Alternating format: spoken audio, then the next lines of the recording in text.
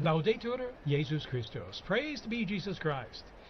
Welcome to all of you to our live broadcast, coming to you here from the Vatican on this, the second day of the conclave to elect the 267th Pope. We're coming to you here from St. Peter's Square, where people are gathering from all over the city and indeed all over the world, people visiting here to join in the square for what we like to call our smoke watch or our chimney watch, followed by a smoke warning or a chimney smoke warning in terms of white or black smoke. We're waiting to see what smoke will come from that chimney of the Sistine Chapel, and if it's black, of course, that means that the cardinal electors have not yet found the candidate whom they've elected to be Pope. If it's white, of course, that means we'll have a new Pope. We'll be with you, accompanying you all throughout this time to give you the latest, and we'll also be going into the square there with some of our own reporters and staff on our English team here at Vatican News to talk to some of the people in the square there. And we'll also have guests here in studio. In fact, here we have with us Monsignor Robert Votillo from the United States. He's a consultant and advisor of the Dicastery for promoting integral human development. He'll be contributing and offering his perspectives on things, but I'm also here with my co-host, and take it away, Kelsey. So my name is Kelsey Gessie, as Thaddeus Jones, my other co-host, said. And as he said, I mean, we will be watching to see what will happen with the chimney today. And we were actually talking beforehand about our other special guest that you can see on your screen. And what did you call him, TJ? What did you call him, Thaddeus? He's our friendly seagull, and I think loves being on camera all the time. He must be a relative of previous conclaves as well, because the seagull appearing there near the chimney or on top of the roof of the Sistine Chapel is almost like a fixture of every conclave. Yeah, he seems to know more than we do. Maybe he knows, you know? He or she Bob might. seems to be shaking his head. Who knows? We don't know, but we'll find out soon. Yeah, hopefully today we will see, well, we will see smoke. We just have to wait and see what the ballot says with the cardinals. 133 of them are now in the Sistine Chapel, and they're deliberating, praying, and trying to see, you know, what the Holy Spirit is telling them or inspiring them. And I don't know, maybe we can start with that.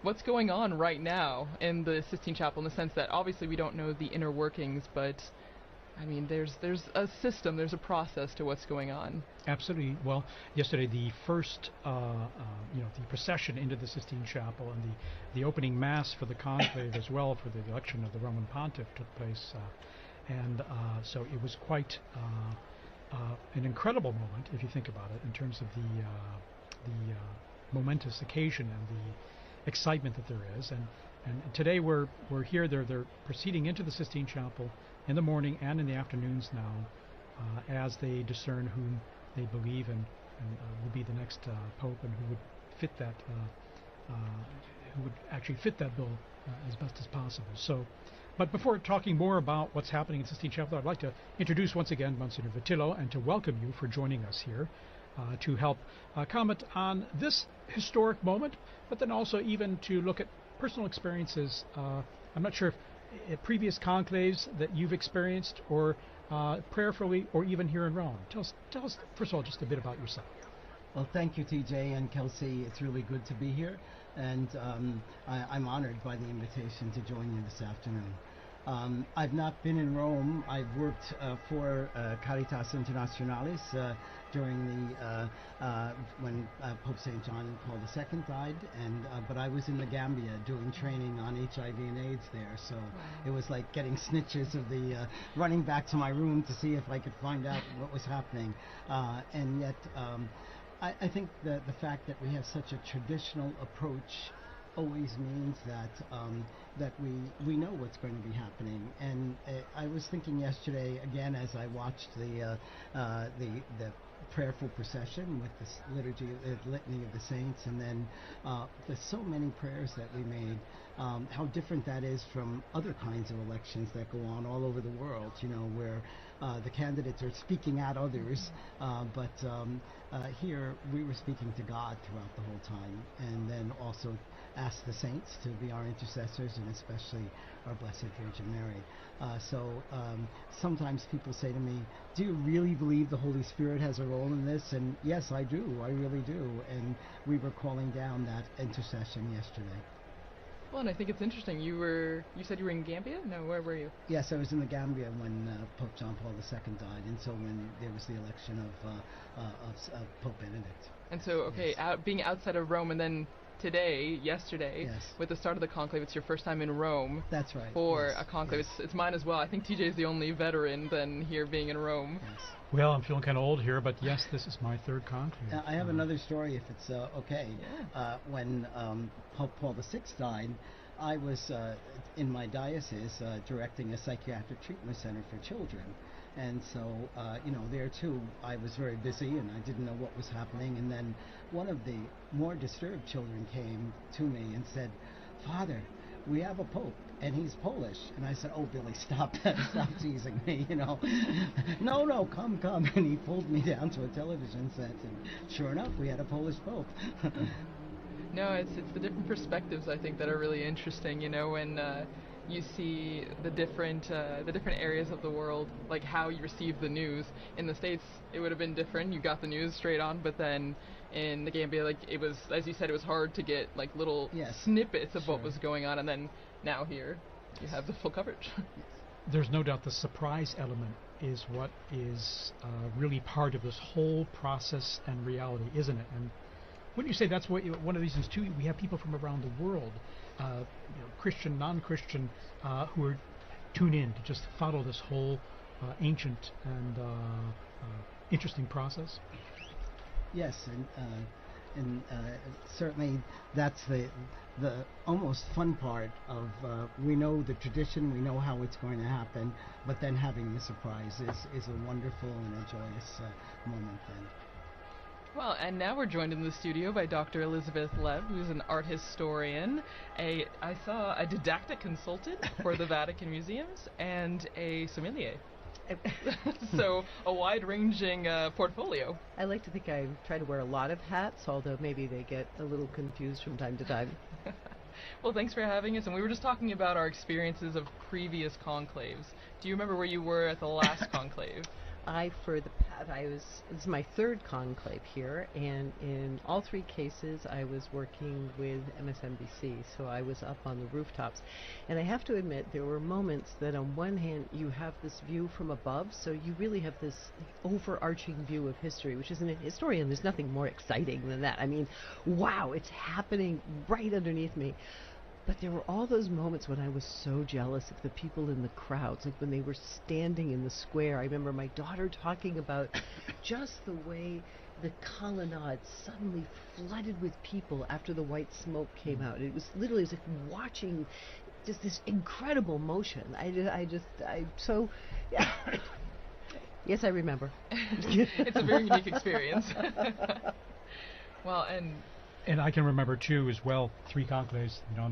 It's amazing. But with the election of Pope Benedict, I was up there on the top of the colonnade. So looking at the basilica on the left side there, on top of the colonnade there, we had journalists accredited there, videographers and cameramen and all. We're all up there, and then also in other areas, and a couple areas in the square as well. But just the excitement of it all, seeing it from above and being there in person is what's really incredible. Because the second conclave for Pope Francis there that I experienced, I was down the street, which was different. Even though I poked my head out the window and I could see all the way up the main avenue leading up to St. Peter's Square there, Via della Conciliazione, and it was part of the experience. But being there in the square was incredible, and just being there above, even when the bells were ringing for Pope Benedict, you really have a sense of how big those bells are and the sound they carry, and also the culmination of an exciting moment.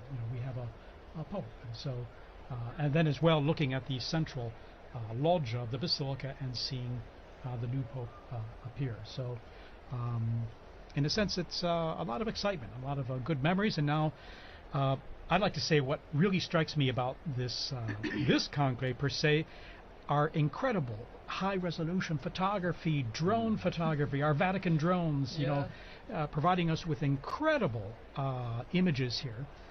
and the super duper high resolution. I mean, you can even see the little bits of cement and speckle. You know, maybe some patches need to be fixed there on the on the roof of the Sistine Chapel, but it's providing us with almost an experience. You feel like you're there, even though you may not be right there physically.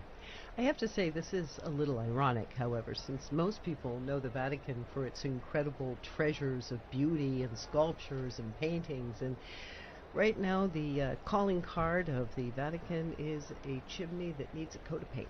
And some new tiles, maybe. Yeah, and some new tiles. The least aesthetic thing we've got is what the world is looking at. Wow, that's a good, at least I see it as like an old and new coming together, maybe? I mean, we don't see the new, but I guess the new is the symbolic new pope being elected.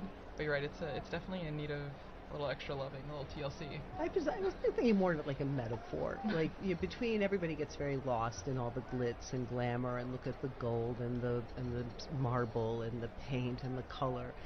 And they really forget it all began with a humble fisherman, someone who was not terribly aesthetically pleasing himself, who died in the most unaesthetically pleasing way imaginable and got thrown in a hole in the ground. The tomb of St. Peter, after being executed for a crime he didn't commit, was just a hole in the ground. And all of that beauty that everyone enjoys so much comes from that. And so here we are looking at a humble little chimney, and in a little while, or today or tomorrow, whenever it's going to be, a little smoke is going to come out, and it's an opportunity of more beauty as we have a new Holy Father. So I'll put up with it. Indeed, yesterday, the procession going into the Sistine Chapel, and they begin in the Pauline Chapel there, and you have Michelangelo's fresco of the crucifixion of Peter. I mean, isn't that a powerful moment to live and experience for them, and reminding them of the origins of where this is, what it's all about, and the origins of the first Pope Peter, and also how he gave his life in the whole mission of proclaiming the gospel, and indeed right here in this place as well. That's where he suffered martyrdom. Exactly, where the cardinals are driving across from Casa Santa Marta to get to the Sistine Chapel. They're driving through the site where Peter died, and in fact it broke my heart yesterday, all of these the beauty, as you were saying, the incredible resolution, the images, you looking at these paintings, and you've got kind of a lot of the media just sort of talking about, like, look at that front runner, look at this front runner. I'm like, look at those paintings. No one is ever going to see them. Stop and look at Michelangelo's last frescoes. And the most amazing thing is that that Pauline Chapel was used for conclaves. It was actually, it became the home of the conclave in, I think, 4 or 5 conclaves. And when Michelangelo was painting that, he knew that it was likely that this space would be used for the conclave. And so that image he painted of St. Peter being crucified upside down, he lifts his head and he looks out, so that the newly elected Pope in the Pauline walks out, and all the way out there's Peter looking at him, telling him, this is the job description. A very, very powerful imagery. And again, those high-resolution images are just, even without my glasses, I can see so clearly the incredible power and that they communicate. And then, of course, the procession going into the Sistine Chapel, and the beautiful chant, the beautiful the choir, the Sistine Chapel choir. It's just incredible how it just creates an incredibly spiritual moment, a solemn moment, but also one of beauty and one of, I'd like to think, hope as well, of course. Well, and I think it's interesting that you were talking, Dr. Lev, about in the Pauline Chapel, where they start the procession, where they start, the beginning of the conclave, and then when they enter into the Sistine Chapel, I can't help but thinking about all of the imagery that they have to reflect on as they're doing this massive, impactful vote. No, you can't be in the Sistine Chapel and not be influenced at all by the images, by the scripture verses that it evokes. No, and so I don't know. Do you have any specific imagery or paintings or frescoes that are in the Sistine Chapel that you would think are really impacting these 133 cardinal electors? Well, I think there are a lot of specific images that do impact, or at least I hope are impacting, the cardinal electors. But I think you started by talking about the Sistine Chapel choir, which we all had that opportunity. Again, you know, the people at home, I'm like, guys, you know, you're talking about secret this, secret this. They actually opened the door and they let you see, look and listen. So we have this choir which sings incredibly beautiful music, summoning the saints, calling down the Holy Spirit. We have this very solemn organization towards the Gospels, which are open on the altar for the vow, and then we have paintings all around us. And I think the first and foremost thing is, after all the noise and the cameras and the opinions and the dinner parties and the salons and the stuff that's been sort of coming in at them, what a perfect place for prayer. And then as they collect themselves, and I think now on the second day, beginning to get accustomed to the space and accustomed to the routine, the painting that will probably come to the fore is the Last Judgment. It's the work that they must stand in front of, and each must stand alone, as we're all going to have to do it too, so it's not just them. But each must stand alone as he takes that vote, as he's holding it, and he puts it into the urn before the image of Christ the Judge, and at the same time the image of Mary right next to him. And so this reminder that he is accountable. Each one of these men is accountable, but also each one of these men is going to be key in helping us access Christ's mercy, and so he must take care of her church. I mean, it's the church. Yeah. And I don't know, Father Bob, maybe, do you have you visited the Sistine Chapel, I'm sure, Yes. many times. Is there an image that also resonates with you? Maybe not being one of the cardinal electors, but just when you're visiting the Sistine Chapel. Well, I think the fact that there's also humanity out in this as well. So you have the divine and the human. And the fact is that the church lives within humanity, but it's helping us to be a mediator to relate to God in a different way. And also the comprehensive aspect of the figures, and again, it's truly a universal church. But I'd like to go back to that poor roof again, because I think that too, I'm sure that Francis is looking down on that, because he's always reminded us that we need to be a poor church for the most poor people. And so this is very fitting that we'll be looking at this afternoon as well. Yeah, the simplicity of it does strike you. And by the way, our camera work there, we're fixated, so to speak, on that chimney, because we could have smoke billowing there very soon, or maybe not. We shall see. Depends on how the voting goes, okay? So obviously at the end of today, maybe around 7ish or 8 p.m., we'll see, Rome time that is, if there's, there'll definitely be smoke. It could be black or white, but if there's a vote in favor of a new pope in this first voting session of the two, if there's a pope elected, we'll have white smoke in it. But anyway, we're just going to wait and see, and the camera is there. But we can tell you there are lots of people filling that square right now. As the time goes on, more people, Romans especially, come into the square to be part of this great anticipation and this excitement that is what we call this smoke watch, indeed. Well, and it's something that Thaddeus, we were talking about before, and focusing on the chimney. The smoke signals are definitely something that have been a tradition for many years to signal the election or waiting for the new pope, but it's something that is still like a continuity in our faith, and in the faith, in the conclave. I don't know exactly where that started. I don't know if Father Bob or Dr. Lev, you know where the symbology or the nature of using the smoke came from. The gradual, obviously the smokestack is proper to the Sistine Chapel chimney, which was used for the very first time in 1492 for the conclave. But one of the interesting things to be thinking about, especially since we talk so much about this unprecedented conclave with the extraordinary number of electors and the extraordinary number of people is that the process of the conclave has been evolving over the course of 1,000 years. The election of the Pope, almost 2,000, but the process of this conclave has been evolving over. So the idea was to find a way to minimize the contact that the cardinals have with the outside world. And so eventually in the construction of this building, which was constructed specifically, I mean already it was constructed to have one entrance and one exit to be closed with a key, conclave.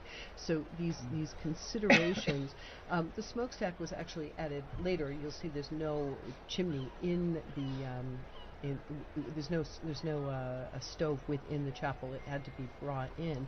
But as the process refined itself over the years and they thought of better ways of communicating, especially because there were a lot of bookies making bets, so they wanted to make sure everybody found out at the same time so that they couldn't hedge bets, they developed the system of the chimney.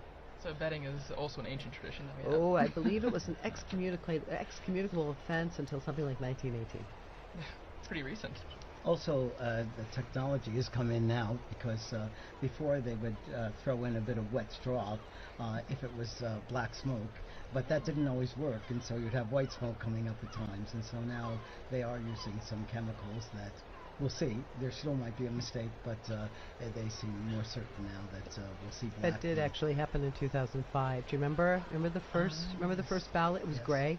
That's right. And there I was was confusion. next to the Telemundo tent, and they were screaming, "Papa, papa, papa, papa," and everybody was like, "Hmm." And it was utter confusion. So I'm telling you, it's a work in progress. They've just figured out the chemicals. There we go.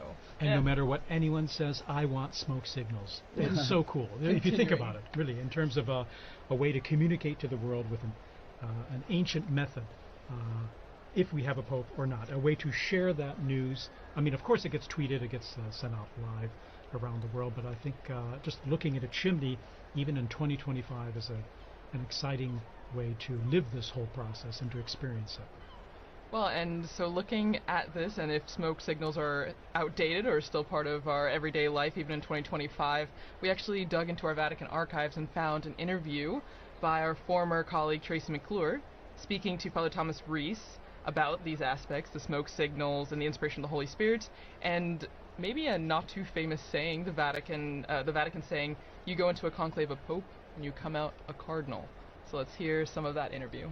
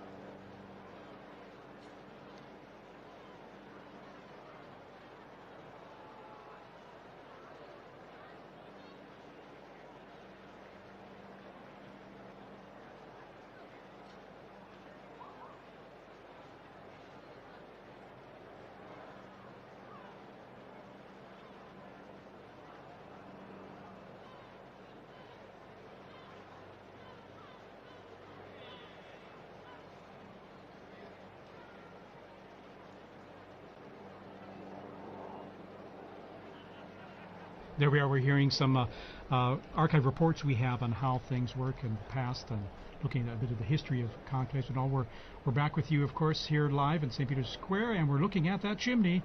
Nothing yet right now, but we're going to go into the square to talk to our own Joseph Tulloch there, who's going to tell us a bit about the atmosphere with those in the square. Okay, we're probably going to go to him shortly. All right, we're not going to go to him right away. There are a lot of people in the square there, and one of the challenges is connecting with people in the square live because of all the people crowded there and the cell saturation that there can be of talking with people and talking to them live in the square. Okay, but he's our colleague Joseph there. He has sent us some comments of people there in the square, and we're going to hear some of what they have to say. He's collected some of that for us. All right, let's go to it.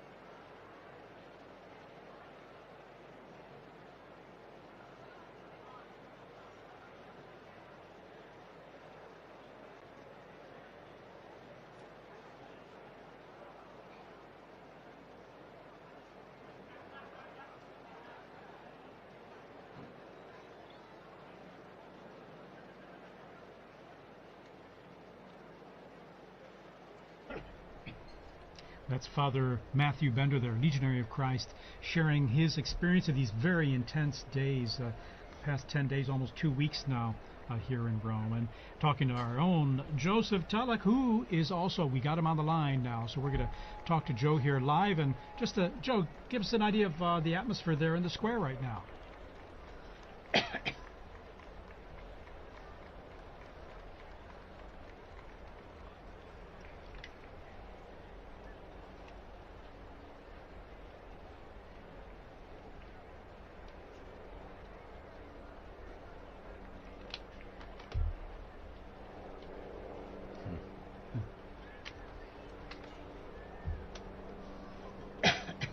Well, I'm feeling really lucky because I'm working, and I can also look at the chimney and follow the conclave.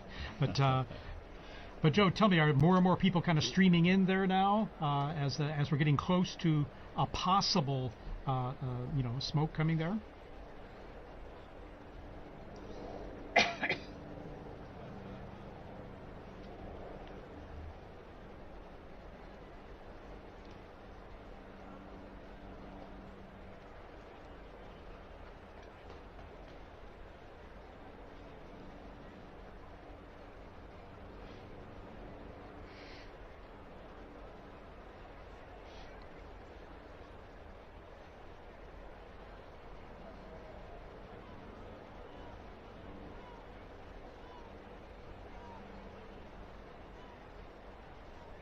Do you have a good view of the chimney there? I know that the sun starts to go down at this time there behind the basilica, and it's just a little to the left of the chimney there as it starts going down.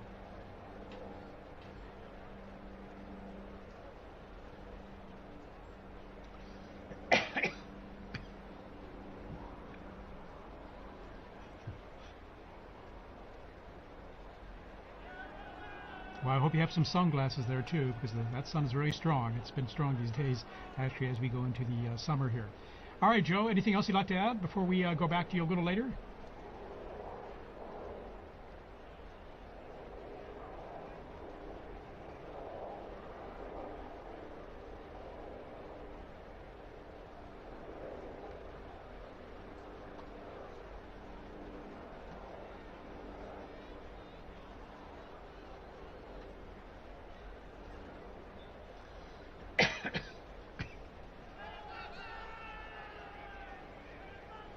Joe, we just have reports from the local authorities there. There are around 15,000 gathered there in the square as of now, as those numbers increase. And so it's we're going to be coming back to you very soon here just for an update on things.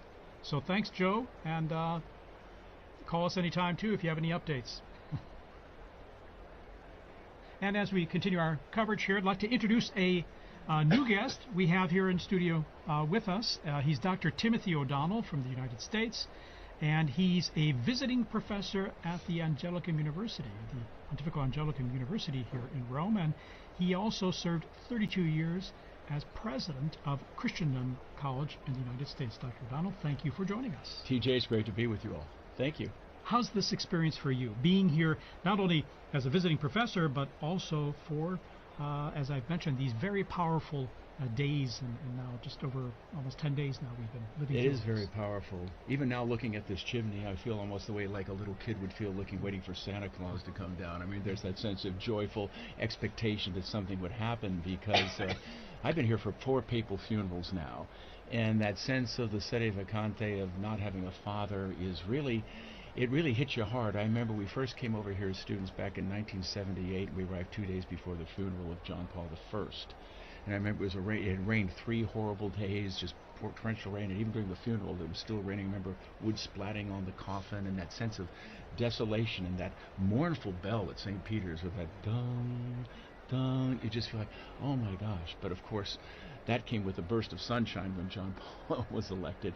But still, I think there is a real sense of loss, and that lingers at the very beginning. But I think as you begin to move forward, that begins to move away, and hope begins to spring up, and sort of longing that this is not an end. The church renews itself, you know, and so this is going to be a great opportunity to see people once again. But being in Rome is always a great experience, but when you're dealing with these type of historic events, it makes it extra special.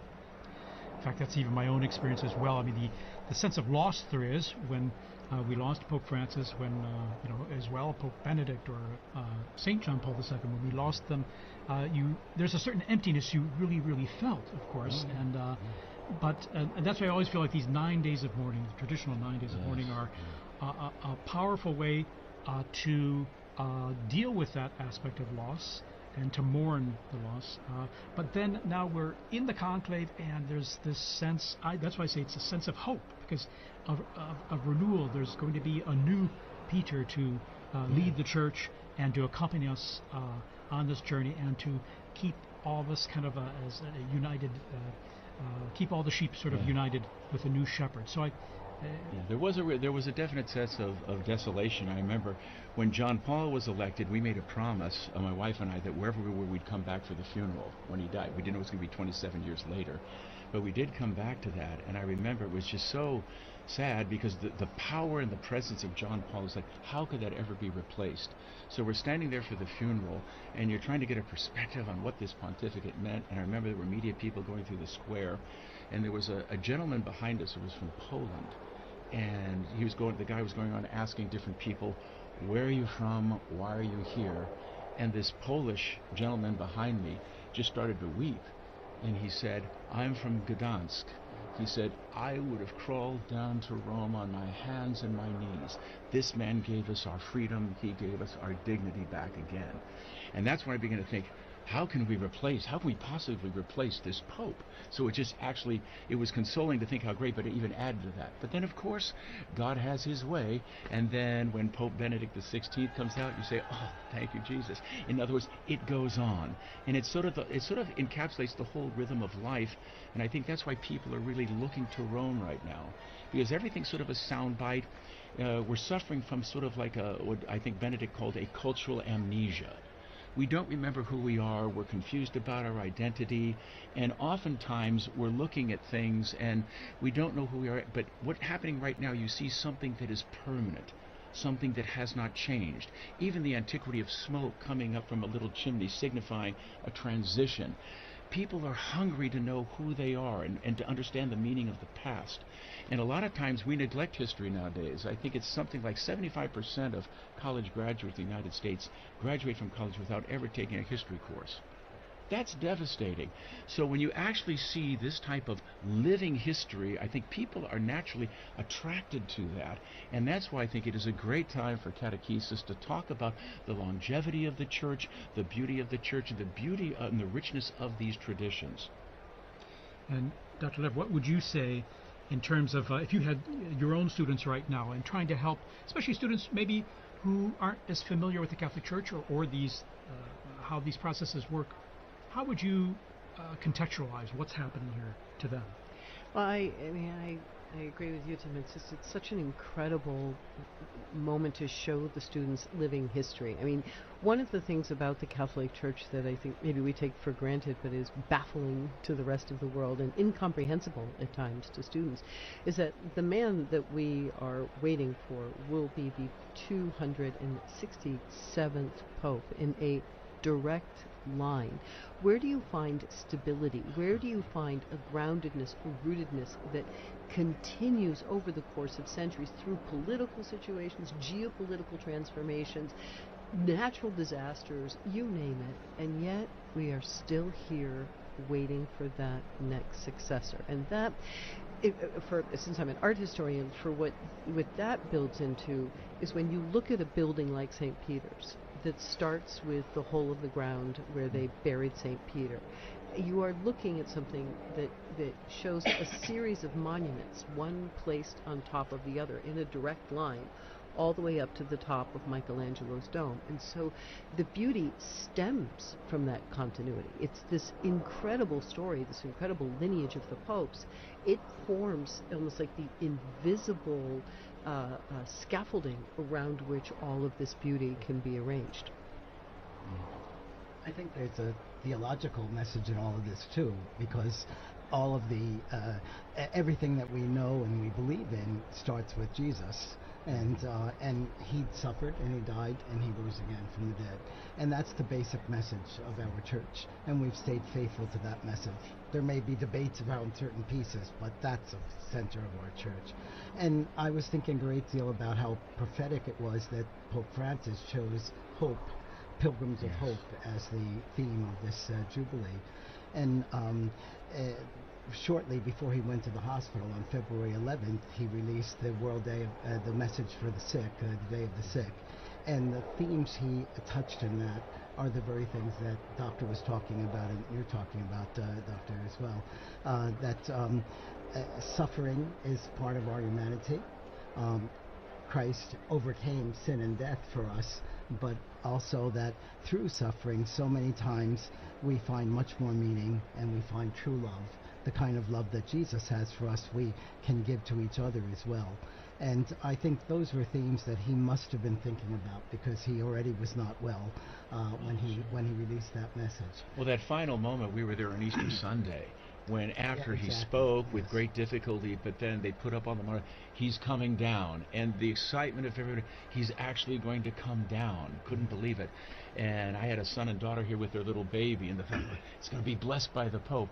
But then he goes around and just not only just in the square, but then he goes out again to the peripheries, reaching out to everybody, and still in that condition. You can see he was in pain, he was suffering, and he's still taking babies in his arms and things. So what a powerful message and a beautiful message.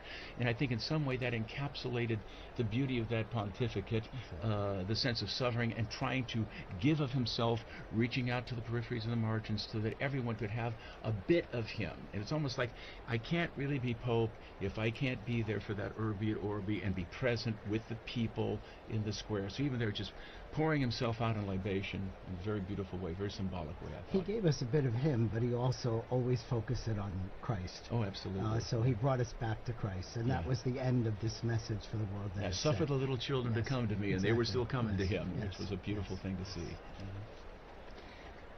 I would imagine, too, in this day and age, too, we're unfortunately marked by so much polarization and so much vitriol, whether it's in social media, whether in the dialogues we have today, they are so divisive, unfortunately, and receive the most attention, not the times when things are working and all that.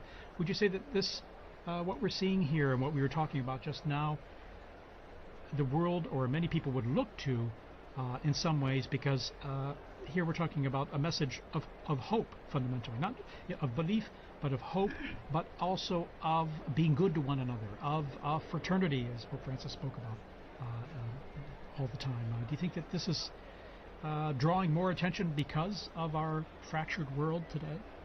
I would say definitely that's the case. I mean, the Second Vatican Council said very clearly, when the Creator vanishes, when the Creator, we lose sight of the Creator, the creature vanishes. And that's what's happening right now. I mean, we're all brothers and sisters if God is recognized as our Father. But in so many instances, we're sort of pushing God out of the picture. There's sort of practical atheism that's dominating culture right now. And it shouldn't surprise us then. There's acts of violence. You have the terrible reality of abortion that we're seeing in our world. And all of these things are stemming from the fact that we no longer recognize that we are the product of a loving Creator who has endowed us with intellect, will. We're made in His image and likeness.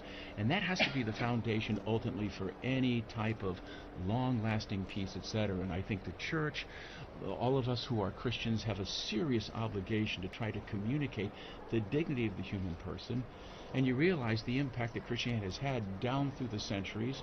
I mean, everyone loves the Colosseum, but you think what was going on in the Colosseum, talk about it, there has to be a certain horror when a Christian looks at that. The affront of human dignity would be entertained not only by martyrs, but by men killing and mutilating one another. But Christianity, through Telemachus and others, finally put a stop to that. And the hospitals, the orphanages, all these great things where we show care and concern for those who are suffering, those who are less fortunate, these are all the fruit of a Catholic civilization and a Catholic way of looking at things. And to the extent that that has weakened or we've lost that sense, I think we're seeing many of these problems begin to emerge once again in spades.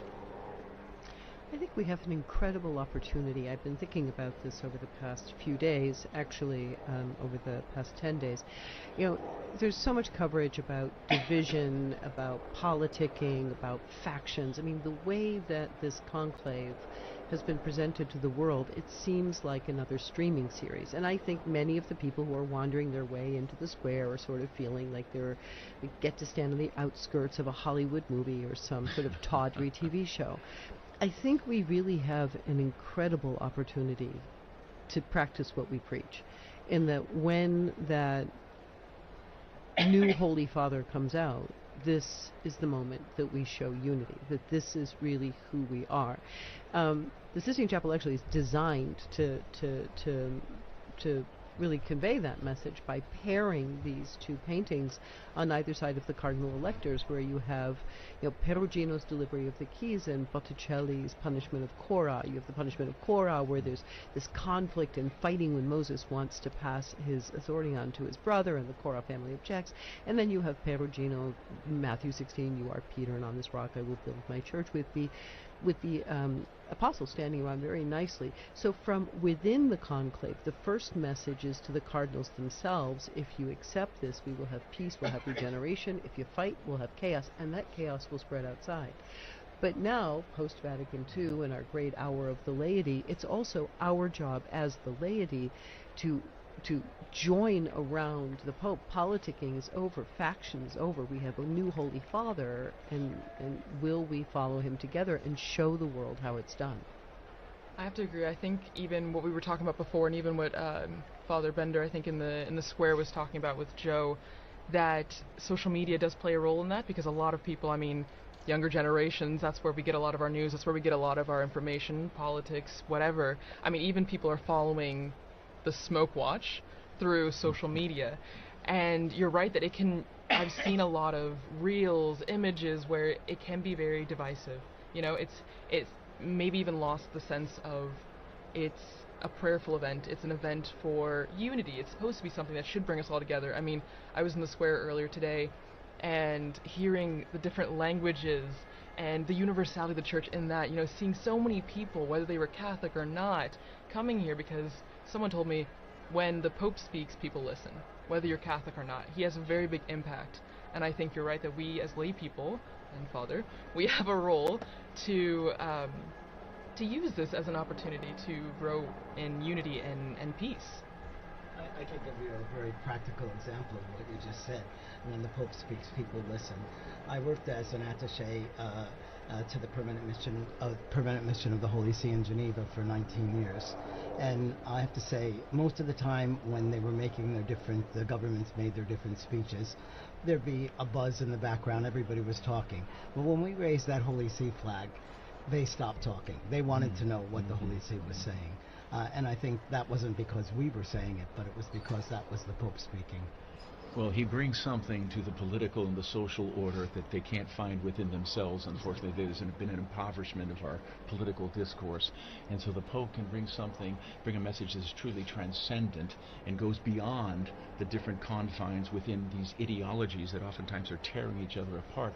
And I think we're at a point now where people are really tired of those ideologies. We think about, you know, Russia and Ukraine and the horrible things going on there, what's going on in Gaza, but to have a voice that is able to communicate a higher purpose and say we need to rise and appeal to the better angels of ourselves. I mean, this is an important thing, and we really need. So whoever gets elected, I think there will be an outpouring of goodwill. There generally is, and I think it will be a great chance to build unity in all of us, because, as Catherine of Siena said, he's our sweet Christ on earth. That's the way we should approach this and rally around him. It could be a great opportunity for we as a church to do what we're supposed to do in bringing the message of the gospel and the salvation and the peace and the joy that is really part of that to a troubled world. Monsignor Vitello, any experiences you want to share? I mean, you've worked in many international forums at the UN and all, and on behalf of the Holy See there in Geneva as well, in terms of how the papacy and how the words of the Pope are received and taken seriously, whether by believers or non-believers or people of other cultures. Well, my own experience was that many of the UN officials were very, very interested in what the Holy See saw in things. And so many times there'd be private consultations with the papal nuncio and discussions that were not made public, but that really brought to real substance. Some of the discussions that had been going on about nuclear warfare and trying to get a ban on nuclear warfare started out by discussions between some of the world leaders, the UN people, and the papal nuncio at that time, and it was now Cardinal Silvano Tomasi, whom I was working with. So I think that's a good way of working. And a lot of times people are saying, well, why isn't the Holy See making a statement against this or that or condemning so-and-so? That's not the style of the Holy Father. And so we need to keep that style. And Cardinal Ray, I think, described perfectly in his homily, both for the funeral homily, but then especially the other day for the election of the Pope, the character of what we're looking for in a Pope. All popes, not just this next one. But so much he pointed about how this is not only for internal, this is for the whole world, and we need a person that can bring about peace in the whole world. Amen. I would even say this is a good opportunity then to really talk about how diverse the College of Cardinals and, I mean, the cardinal electors that are in the Sistine Chapel right now as we're waiting for the smoke. I mean, I saw the numbers that I think there's at least 15 countries that have cardinals participating in a conclave for the first time ever, which is such a beautiful thing. I mean, as we're saying, talking about unity and peace and reaching out to people, I mean, that's a legacy or an example of the universality of the church. And I don't know if you guys want to touch on that, but that's just something super unique about this conclave. Well, it is the largest in history, and it's great to. He always talked about going out to peripheries, and even in terms of selections of cardinals, that's what he did. And so I think there'll be definitely a certain richness that we have in this particular conclave, that there are so many cardinals from so many different diverse parts of the world, some which may not have been represented within the College of Cardinals before. So that'll be part of, I think, Pope Francis's legacy. And so that's one of the reasons why I think predictions are ridiculous at this time. They generally are. I remember when John Paul got elected, we had a sheet of newspaper with 30 of the top candidates, and there was no Karol Wojtyła in that list. And so if it was true then, it's even more true now. That's the scorecard is the scorecard mentality, but it's an old one. It's been around and around forever. I think this there are a couple of things, both when you were describing earlier the last days of Pope Francis, that really paralleled the last days of Pope John Paul II, where you really did see the Pope pouring himself out. This idea of the Pope as libation and this extraordinary. I mean, Pope Francis, the whole pontificate was really he would go to audience and then get in the ambulance and go to the hospital. I mean, he was quite a man. But that those last days where everybody could see the Pope giving himself completely to his people, to his flock. In first of all, in a world where we're getting very confused about age and the value of people as they are older, I think that's a beautiful parallelism. The visibility of suffering, that instead of hiding them away, it became something for people to really feel and experience. And I think also there's a continuity in this growth of the College of the Cardinals. I mean, we have been watching the representation of the College of the Cardinals, the growth of the Universal Church throughout the 20th century get larger and larger and larger. Now we've hit this really exciting new point where we have we've hit 15 new countries represented. We have voices coming from all over. But again, the plan was always that, and it really shouldn't be surprising. Forgive me if I bring everything back to art, but it's the only thing I know. But it shouldn't be surprising because, I stand in that Sistine Chapel shoulder to shoulder with people from all over the world. And they stand in that space where you have the invisible beginnings up on the ceiling, you have the invisible endings in front of you. It's always been meant to be that. Even in the painting of the Sibyls, you have Africa, Asia, Europe.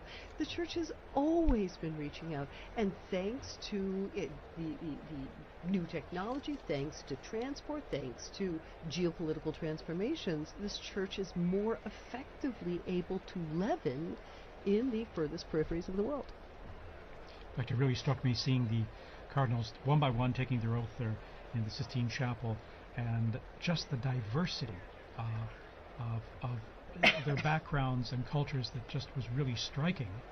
And what struck me too, just watching them one by one, in some ways they look like ordinary people in beautiful vestments and all, but one of them will be wearing white, most likely following this vote. And it's amazing how they can kind of take on or the office takes a hold of them in a sense, or that they become, I don't want to say new people, but there's almost the ministry and the role they've accepted and are taking on becomes part of who they are, and it's almost like they take on a new and living personality, isn't it? Historically, that's true. There have been a number of elections where they picked men that they thought would be transitional for a short time, and then they get in there. Of course, the whole church is praying for them at every Mass, so you have tons of prayer coming in.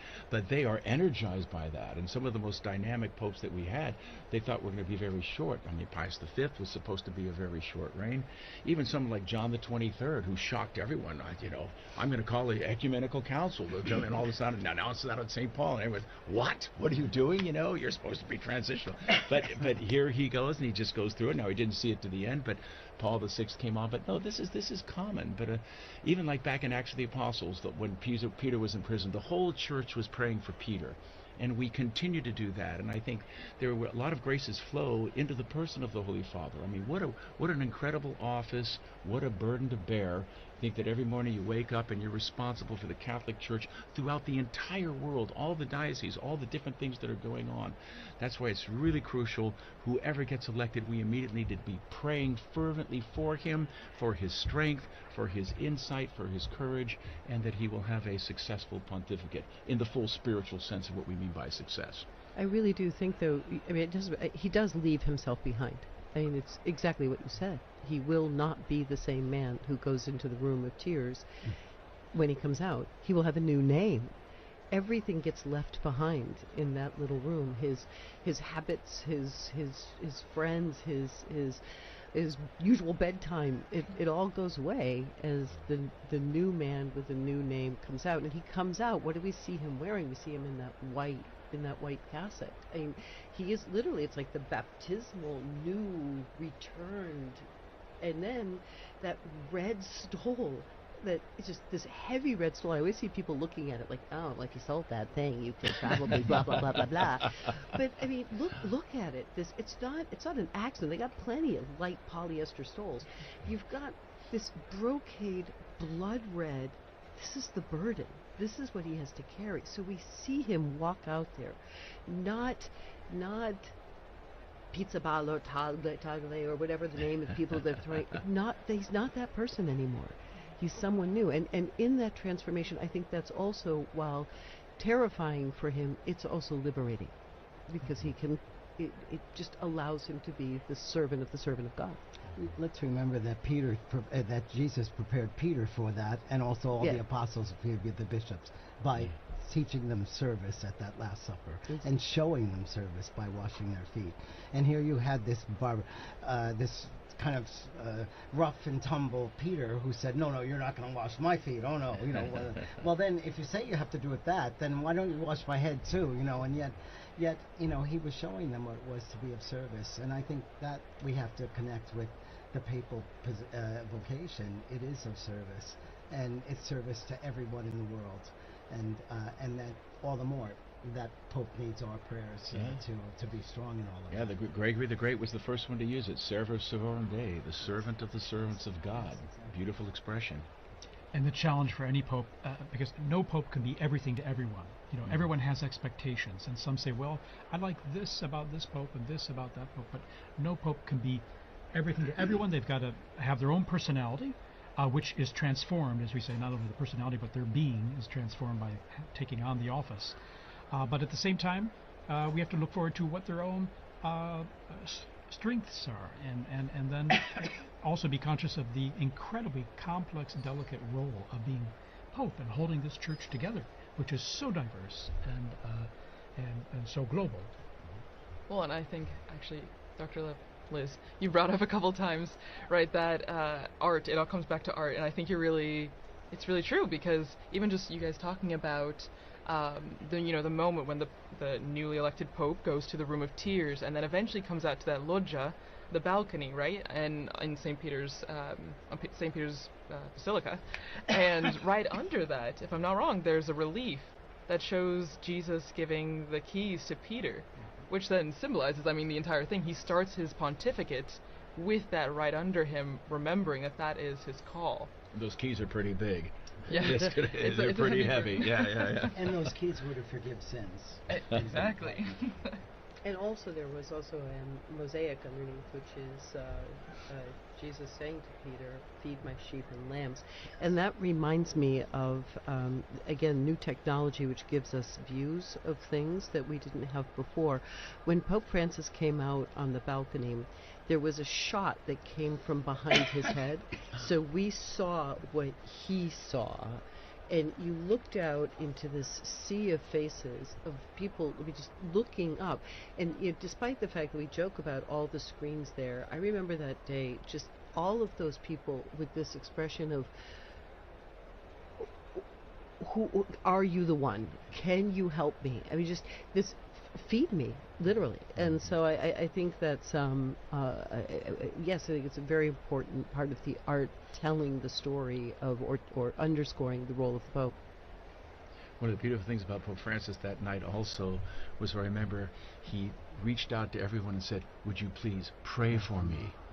And then there was a really about maybe 15, 20 seconds of silence, and everyone in the square, everyone had their head down, and they were praying for him. And so that sense of receptivity was not only was there to impart, but as a brother in Christ, he was receiving as well, which is always a sign of humility, the willingness to receive. So that was a beautiful, precious moment at the beginning of that pontificate as well. In fact, the weight of the office itself must be frightening. And so when we speak of the Room of Tears, where the new Pope, who's accepted the election and to take on that role, has time to pray and to let it soak in, it's got to be, I imagine, the weight, the burden of it, even if sustained by grace, and must be immense and massive, especially as they peer out on the central balcony of St. Peter's Basilica there and seeing the crowds and seeing what all this entails. I remember the day after Benedict was elected, he met with a group of Germans who had traveled there, and he referred to the whole conclave experience. He said, "As the guillotine continued to descend," and I just think, oh my gosh, this poor man. I mean, that's why your heart, it has to, whoever it is, your heart has to go out, because life is going to be very, very difficult, very, very difficult change. Like he said, there's going to come a time you will be bound and you will be led where you would not go. And not everyone has been gung-ho wanting to be elected Pope. There have been reluctant ones. I think Benedict XVI tried 3 times to step down and retire from the Holy Office, his work there. But John Paul said, Jesus didn't get off the cross, I'm not retiring, and you're not either. But he soldiered through. Also was very reluctant. He said he would refuse at the beginning of the conclave, and when the guillotine began to come down, began to descend, they saw him going, nope, and apparently he had to have a talking to. But I think they're also very aware that they cannot solve all of the problems either, for the church or for the world. Sure. And Pope John the 23rd talked about how after he tried and tried, he'd finally in the evening would say, "God, it's your church. I'm leaving this to you now, and I'm going to sleep." So I think that's the kind of thing that they have to learn and practice as well. Absolutely. Okay, we're going to take just a brief break here with a little music. We're still under a smoke watch. Okay, there's not a smoke warning yet, but there could be very soon. Who knows? So we'll be back with you in just a minute or two here to continue our coverage. And by the way, now 20,000 are gathered there in St. Peter's Square, and the numbers are increasing.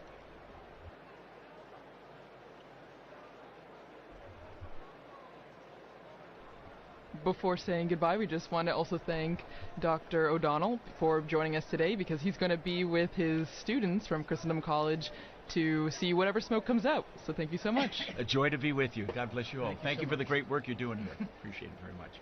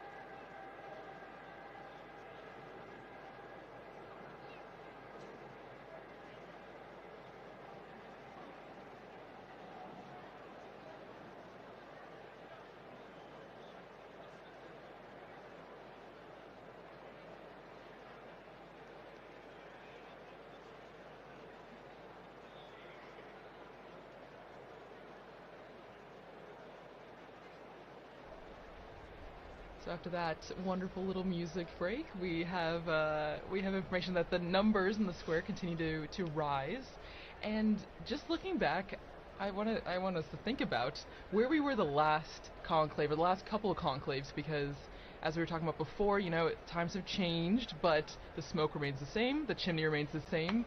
But do you guys all remember where you were, let's say for the conclave that elected John Paul II? Because maybe people remember Benedict XVI, but John Paul II, I was not born yet, so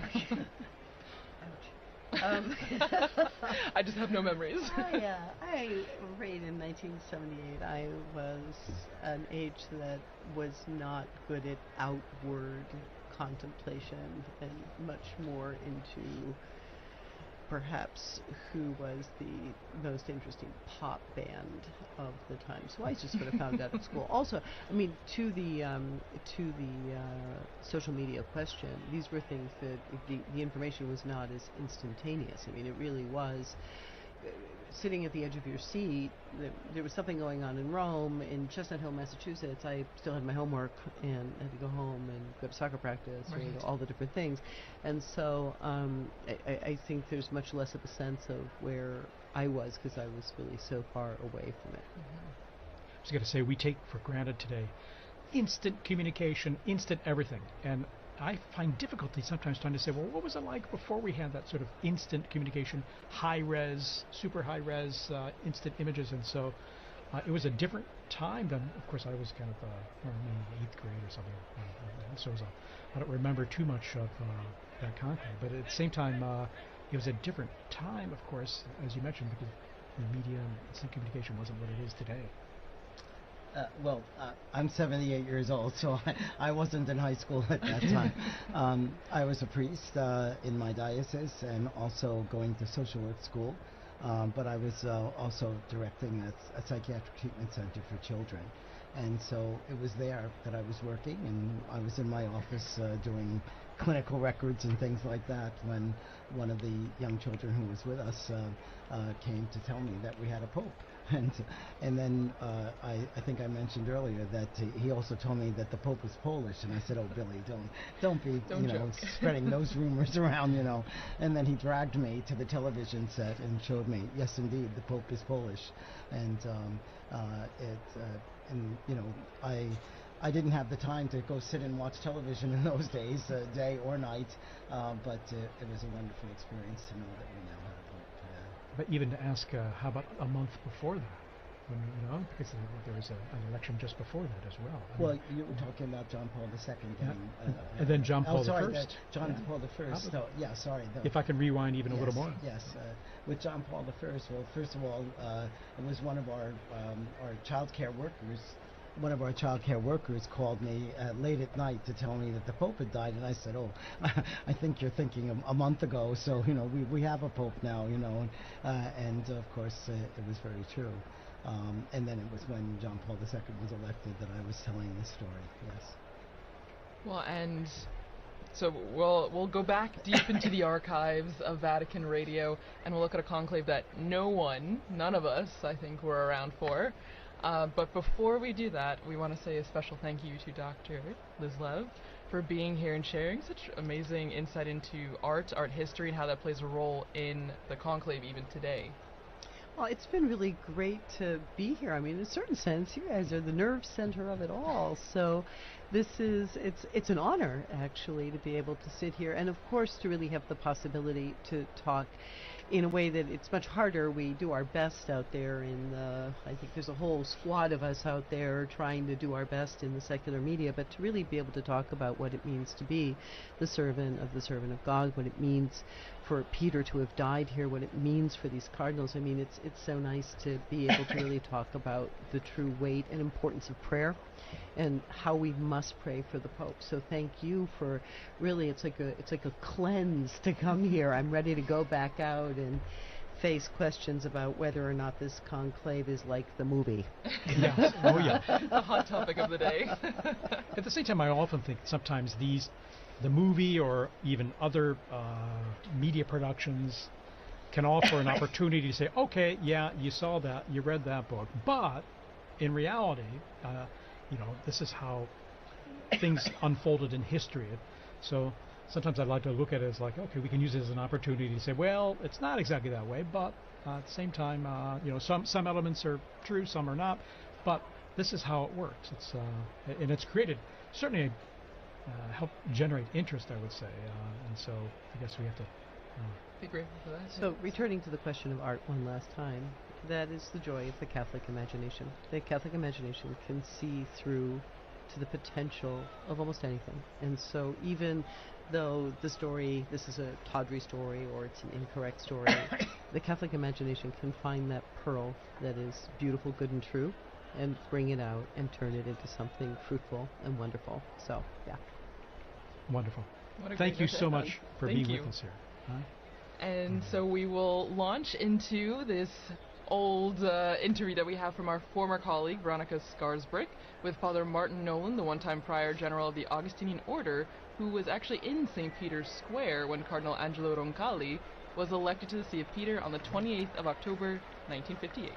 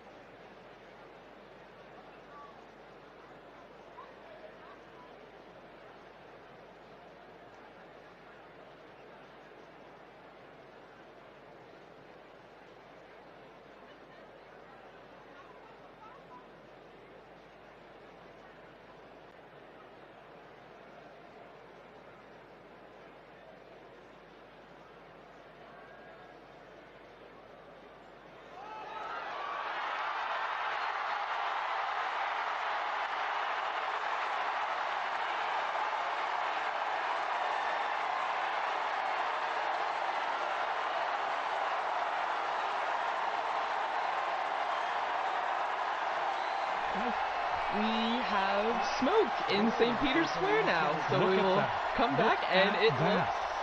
looks to be It looks to be white. white. We Look at have that. Look a at that pope. smoke streaming out. This is good.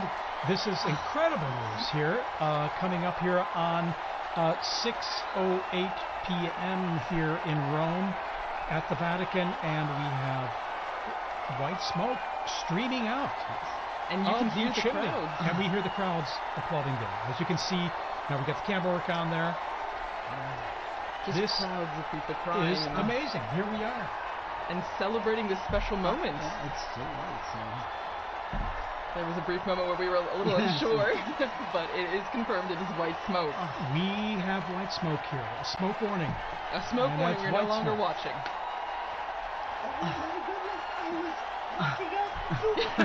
We're back with Dr. Come Levitt. back. Dr. Levitt. I'm so out of breath from racing up here. I can't believe it. I'm actually I'm flabbergasted. surprised honestly. as well, because given the complexity of the reality we were talking about, Exactly. and the many issues and the diversity. But here we are, and look at our drone footage there. We're just cruising over the roof of the Sistine Chapel. We Wow. see the crowds. The bells ringing. The bells are ringing. It is 100% white The smoke. white smoke. And I mean, as we were talking about before, the crowds are, I mean, yes. it's the square's packed. It's incredible. And that's probably small compared to what's Exactly. going in now. And that smoke just scared away our seagulls there, the little family there that was just relaxing on Sistine Chapel roof there. But actually, as you mentioned at the beginning, TJ, it seemed like they did know. They came back just for the white smoke. Indeed. In fact, and maybe they were giving us a kind of a secret a bit of information that they knew that we didn't know. But here we are, and then a spectacular, sunny, brilliant evening here, and you can even see from the perspective of the crowds there in St. Peter's Square, the white smoke billowing from the chimney, even as the sun starts going down behind the dome of St. Peter's there. Thanks be to God. Honestly. And this smoke will last at least about 6 minutes, 6.5 minutes. And with a light breeze there in the square, we can see it billowing down towards the square. And we've got now basically about, it's going to be 45 minutes Yes, to at least an hour at least Yeah. before the new Pope, just elected, So before we appears will know to greet everyone. And so there's huge anticipation, naturally, of who will the new successor of St. Peter be. Well, and I mean, as we were talking about before, you see the crowds filling the squares, but also the different people who have come. I mean, you can see the flags waving, people smiling. It's a big sign of the universality of the church, but then also just how supportive people are in sense of being here for this moment. And now we're going to have an invasion of Romans. They're going to be coming in, Yes. and it's only natural and normal. I mean, you live here, so those who can He's will their be. bishop too. What's that? He's their bishop too. Of course, he's their bishop, There you go. and so they're going to be streaming into the square now. It's going to be filling up. It will make for some interesting traffic around my house because if my recollection is correct, when they couldn't get any further, they just left their cars in the road. So And there you are. They were just there. Just stop the car. in the road. But, you know, there's nowhere else to go. That's It's true. over here, That's so- true. Look at that billowing, thick white smoke there. All the different I flags. love the people ready with their flags just in Yes. case. Yes. My daughter said that the election of Benedict XVI, my closest friend, they went to school right around the corner here, and her closest friend was German, and they went running out into the square, and out comes Joseph Watson, and she said her friend had this teeny tiny little, teenage girl purse. She pulled out this purse, this flag, enormous flag, was suddenly waving. Oh my goodness. So apparently a lot of people come prepared. Yeah, because you just never know. I mean, when I was in the square earlier, people thought, oh no, it might be a longer time. It could take days. You just don't know. You just don't know. Yeah, you just don't know. In fact, I didn't know what to expect. At the same time, it's a wonderful surprise here to see the white smoke billowing there, and so after just day and a half, basically, Yeah. and here we are. It does with make you feel like there's a wonderful sense of the noise stopped, the cameras went off, they went into the chapel, they prayed, and the Holy Spirit spoke. I mean, it just really gives us a great sense of confidence. and indeed this hope that's being realized, that we have a new shepherd, so to speak, someone to take on the reins there and to accompany us on this journey of our life journey. And it will be fascinating to see. As I say, you see the central lodge of St. Peter's Basilica. You see that's where the new Pope will be appearing, as he traditionally does, to be announced that Habemus Papa, that we have a pope, and then the big surprise will be as he proceeds towards the central loggia, and we see who that cardinal is, now dressed in white. Well, and for many people, they might be thinking, okay, why is there this long wait, as you mentioned, Thaddeus? Why is there this long wait in between when we see the white smoke and when the new pope, comes out into the loggia? And it's because there's a process that's going on right now. There is a very long process, which will be the oath of allegiance of the cardinals, of which there are 132 now.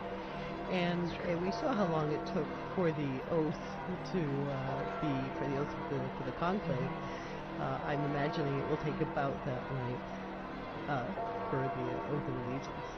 Well, and also, Liz, you had mentioned before, way before in our discussion, the Room of Tears, which has become very essential right now.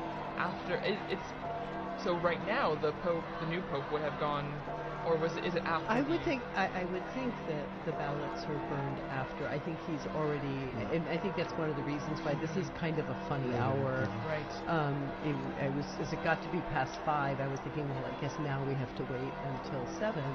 But I think this must have been the time that he spent in that Room of Tears thinking about preparing himself for what is look at that square, and that square is just, it's a microcosm of the millions, if not billions, who are watching, all of them fixed to see, some of them already Christians, Catholics, but other people who are really searching. And there is so much searching going on in the world. And I don't know how many of the people that I've been working with in the secular media circles who talk about, well, I used to be Catholic, or I went to Catholic school, or I was an altar boy, or I was this.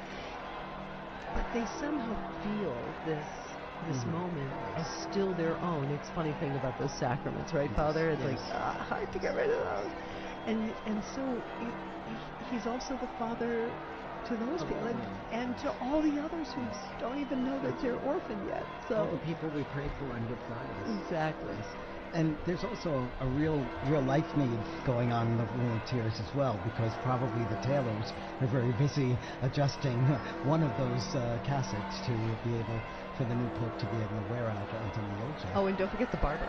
They keep a barber back there just in case he needs like a shave and a trim or something. Because like some of them show up scruffy for the conclave, they're not expecting it. So apparently we got a barber back there. Also sworn to secrecy. But these are incredible moments, aren't they? You know? Wow. And what a surprise! We were sending out that report on looking at history, and here we are, the smoke billowing out, and here we are waiting now to see who the new pope will be. Well, and as you mentioned, TJ Thaddeus, this is we had just heard in that archived interview. I remember where I was when Roncalli was elected. And now we will all remember where we were at that moment when this new pope was elected. I mean, we would have been here seeing these flags from South Korea, from Spain, from everywhere, from Serbia, now from Croatia. It's amazing to see. I'm old enough that I actually saw Papa Roncalli here in Rome at a general audience, yes. I came as a child and was brought to the audience, and there he was being carried in on the sedia gestatoria, and he really was the smiling, good Pope John, and he was just so warm and loving. Sure. Well, and as we're waiting for the moment when we will meet the new Pope for the first time, it's just a moment of reflection, I think, also, as we were talking before, the impact and what the significance means. And I mean, just thinking about, there will be one country, one group of people that are in the square thinking, that's someone from my country, or that's someone that I can, relate to, because it will be someone who is from potentially a country that's being represented right now with the flags waving. Indeed. And the process begins when the official announcement in Latin is made that we have a new pope, and he appears on the balcony, offers his own words. Okay, we're going to go straight away here to Joe Tulloch, our co-worker and colleague here in the square. Joe, tell us about what it's like down there in the square. You're there among the crowds.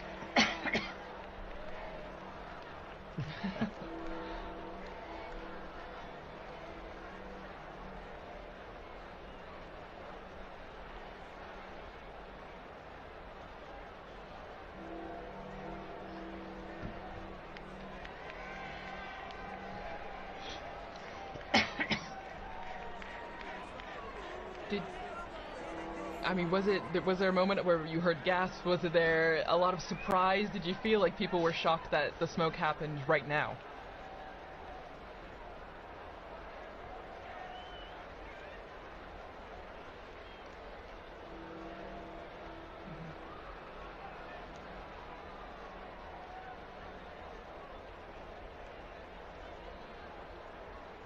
How about yourself? Where were you when that smoke started coming out? Because I think many people were assuming it would be a little later when the smoke would come, whether white or black.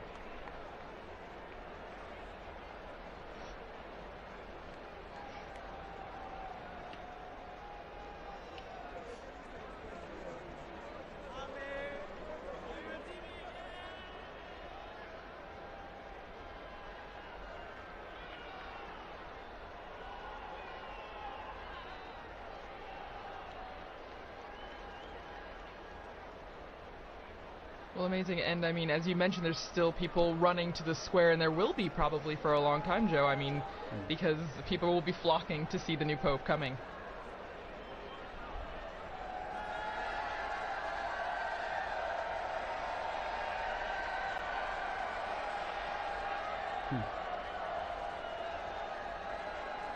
Oh, wow.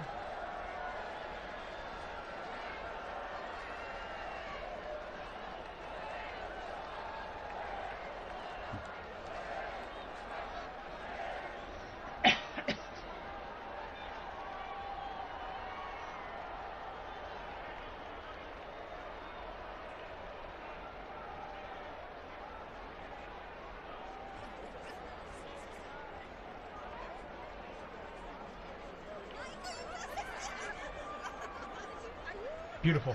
And our camera work here, we were just zooming in on that balcony from where the new Pope will appear. Joe, tell us about, when you're explaining to people in the square, what's next, what's going to happen? I'm sure people are asking you, so what happens? The Pope's new elected, and then...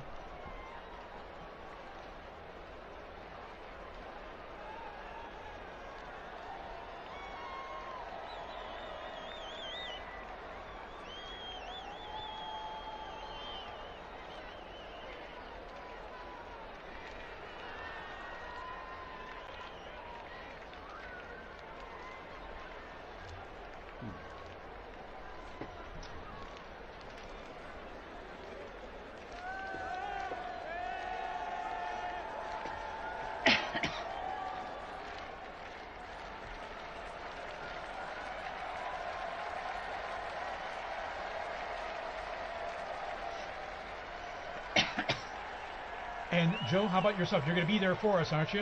You're going to be staying there in the square. Our eyes on the ground.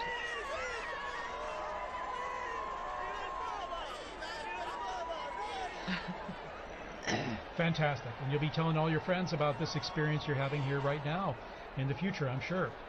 Well, thanks so much, Joe. Thank you, Joe. We're going to be back with you very soon for more update on all happening in the square there. So, Monsignor Vitilla, tell us a bit about this experience for you now. I mean, this experiencing it live, the smoke coming out here, and now our great sense of anticipation for who the next Pope will be. Well, it's just such a privilege to be here in Rome at this time, but also I probably felt closest to Pope Francis because I've served him in different ways, both as the in my work at Caritas Internationalis, and then also at the Secretary General of the International Catholic Migration Commission. I always used to say he's the best guru you could ever have to do public relations on migrants and refugees, and I don't have to pay him a thing, you know. So, and there were many times when I was able to meet him, and it was so beautiful an experience each time. So the emotions are more now than they were other times, because I loved the popes, but they were strange to me. I didn't know them so well. I met Pope John Paul II a couple times, but not as closely as working with Pope Francis. It's wonderful, it's exciting, and then it's a real privilege to be here at Vatican Radio and to have been part of our smoke watching together. It's now smoke warning, of course. So, and a severe smoke warning. Exactly. Yes. White smoke, that makes it even more severe, so to speak. But it's severe good news, I like to joke and say. Yes. But, I think it's going to be very nice. I'm very happy that I was here. And just when I was walking out the door, and I just thought, I don't want to be alone in this moment. This is a moment of ecclesia. This is the moment of people gathered together. I'm going to run back upstairs and knock on the door and see I'm so happy to be able to share this moment, and I love this view of the square and all of these people who are gathering together in really a tremendous sense of rejoicing. This is after our 9 days of mourning, after the shock of Pope Francis's death. We are rejoicing again, and that is very lovely for a beautiful, beautiful day in Rome. Yeah, stunning. Actually, perfect weather, and I like to jokingly call this kind of weather severe good weather. It's just wonderful. It's sunny and brilliant, and of course, I remember in 2013 when Pope Francis was elected. It was during the evening. It was dark out, and it was still cold. Yes. It rather was cold and wet and rainy. And the sun set later, but it was illuminated with the lighting in the square. And now the even improved lighting they have on the basilica now. It's stunning. You know, the square and the facade, how they've renewed the lighting. But then it was illuminated by all the phones being held up and all. But here we have the brilliant sunlight illuminating all the people there in the square and growing in number. And now, Dr. Lev, tell us a bit about, I was thinking, the central loggia of the basilica there, and even the history behind it of the popes appearing from that loggia, from that balcony, and giving their most solemn blessing, Urbi et Orbi, which the new pope will impart after he greets the crowds there, the solemn blessing to the city, in Latin, to the city and the world. That's the first task. That's his first act, is to impart this blessing, because after all, he is the Pontifex Maximus. He is the bridge between heaven and earth. So today we'll see him in the facade of St. Peter's, and that facade, which was built in a beautiful construction by Carlo Maderno from 1612. But even in some of the buildings in Rome you might not recognize actually have a loggia of benedictions. So there's a sort of strange side transept on St. John Lateran, because when the popes lived over there, that was where the pope would come out for the Orbi et Orbi blessing. Or even the church of San Marco in Piazza Venezia, where Pope Paul II lived. He also had a loggia of the benedictions placed into his, house / church / because the popes weren't officially living in the Vatican. And then even, what it means to have the Pope on that balcony. If we were in the early 20th century, the first conclaves of the 20th century, there was no Pope on the balcony, because during the so-called Roman Question, after the unification of Italy in 1870, during those conclaves, while the newly formed Italian state and the ousted papal state confined within the walls of the Vatican, their tensions between the two of them meant that they would hold the conclave, send out some smoke, but you had to wait in order to, you would not see the Pope appear in the square. And so when Pius XI appeared in that loggia, it was already a statement that things were about to change. So it's a very, very, very exciting moment. I remember, I think it was 2005, all the cardinals, when they first started to have lots and lots of cardinals, they were all trying to fit out on those openings of the balcony, and you were kind of looking at a couple of them like, that looks a little precarious. Yes. So let's hope they've worked out the placement, the placement out on the balconies this time. Absolutely. Here we're seeing a long shot there, and crowds coming down the main avenue via the Congelazione. There are security checks, of course, which is one reason that the crowds may kind of trickle in more than be running into the square. Unfortunately, it's absolutely necessary nowadays. So Sure, you could see them coming from the security. So there's already a metal check and all, so we have to ensure the safety and security in the square. So. Well, and as we're seeing all this jubilation and excitement, sadly, we have to say goodbye to I'm like those sports stars. They keep quitting and then coming back. I mean, you'll probably see me back in like another 15 minutes. Yeah, you are welcome to come back. Or a bit like the seagull coming in and around the window. I really like the sports star comparison better, but I'll handle seagull. Okay. Thank you so much once again. I'm so happy we got to share this moment together. Thank you for being here with us. Well, and as Liz mentioned before, when we were talking about what is happening now, what takes so long, I mean, according to John Paul II, I believe his Apostolic Constitution, right, Universi Dominici Gregis, there's a process that's happening, and it starts with the rite of acceptance, which already happened, because that's when we get the white smoke, because the Pope, the man that was elected, had to say yes. And has to sign and have it certified. Exactly. So isn't that, I mean, it's beautiful, right? We always talk about free will in the Catholic Church. He could say no, but this means that whoever we will see on the loggia has agreed, has said yes to this. And as you can hear, the crowds are coming, and we see... And we see the pontifical band there coming out, and the Swiss Guards, of course. There's always a traditional salute of the Vatican hymn or anthem to celebrate the occasion. It's part of the festivity of it, and we hear they're playing already and coming out there all in full uniform. What it's special too, because these last more than 2 weeks, we've had the Swiss Guards were present for certain things, but now they have a Pope once again that they are protecting. That is their role, that is their mission, right? To be where the Pope is, to protect him.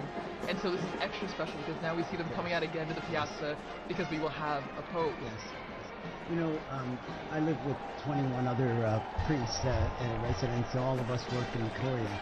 And we've been sharing at breakfast how hard it is in the morning when we're celebrating Mass, and there's always a prayer in the canon of the Mass for the Pope. And, we now have to skip over that. And it's like your tongue doesn't stop, So now we can pray once again for the Pope as well. Exactly. Well, our predecessor popes can pray for us as well. Exactly. Intercede in ways. That I'm sure. For sure. So again, the bands here will be coming in and playing the anthems, the hymns when the new Pope appears, just like the Urbi et Orbi on the Easter, Christmas, or solemn occasions. That's right. And so it's to be expected at this time, and we'll probably have another, it's at least a half hour before earliest the new Pope will appear from the second altar. But also during this time too, there will be prayer too, and certainly the new Pope will be praying, but also the cardinals will be praying with him too. And we will all be praying as well. Everyone in the square will be praying exactly. around the world. All of you watching and listening from home, will you join in prayer as well for this moment? And you can be sure even the new Pope hears all this in the background because it's a lot of strong sound that's coming up there and propagating up into the areas there, in the buildings and just outside the loggia there as well. You can hear that, know that, experience it. Right. The sounds of the streets, the sounds of the square. Well, and it must be a sign of, I mean, they must feel encouraged hearing the cheers, the music, because this is a big moment for anyone, and then to come out into the loggia and see thousands of people. I mean, if public speaking is not your thing, that would be very intimidating. And so to hear the support of the band and the people clapping and cheering must be extra special for that person. Absolutely, a huge encouragement as well, apart from the weight of the office and accepting and realizing the challenge, the immense challenge that they'll be taking on and responsibility, but encouraged by what is the fanfare we're seeing and hearing in St. Peter's Square right now. And as I mentioned, the crowds are filtering in. Briefly, there's a security check before that, but the square is slowly filling up there with people coming in last minute to be here. Of course, they're lucky they have enough time because we have about this almost 1 hour before the new Pope will appear. And so we see in the blue there the gendarmes, the Vatican gendarmes and the band they have there, and then of course the Swiss Guard in uniform there in position. So. Well, and just again behind the scenes, looking back behind all the process that's happening, I think is so interesting to think we're seeing the crowds waiting, cheering, trying to keep spirits up while they wait the hour or more until we know who the Pope is. And I think, as we're talking about, prayer is also a central part of this aspect as well. I mean, before the Pope comes out, we see the first ceremony, the greeting, the Te Deum. where in the Sistine Chapel, after being dressed and saying yes, the Pope goes back to the Sistine Chapel and he takes a seat on a chair and a ceremony begins.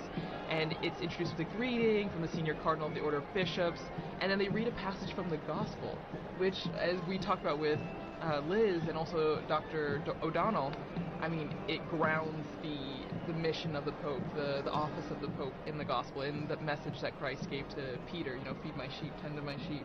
So I don't know, it's a really special moment, I think, when you look behind what's happening right now as we wait for the Pope.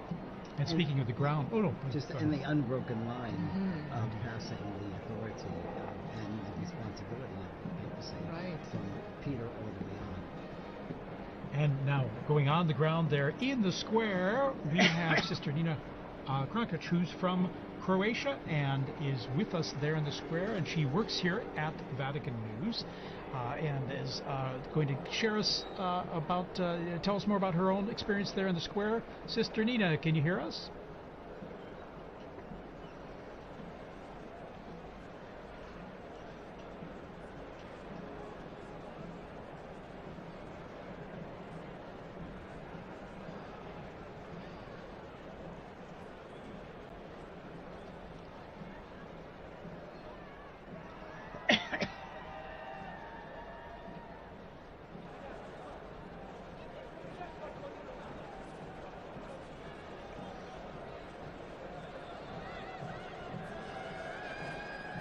Sister Nina, you must have run out of the building there to get there in the square, because I mentioned the crowds coming in now there's got to be some bottleneck there, isn't there?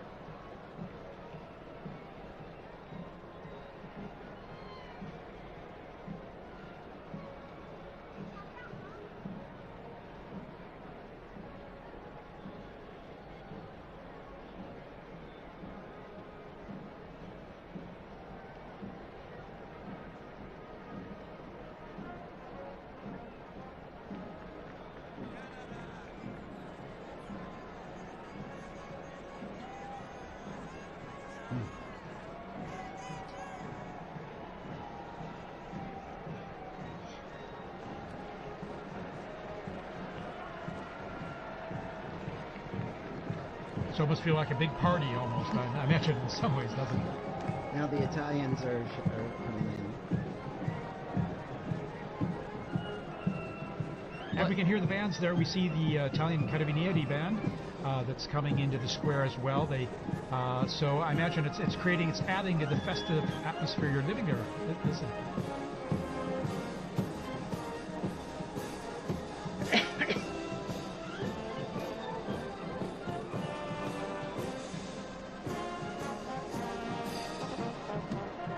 Sister Nina, thanks for giving us that update there, and we look forward to connecting with you there again when possible. We know how it's a little tough with the cell signal there, given all the people communicating live on their cell phones and the networks there being a bit saturated. But thank you, and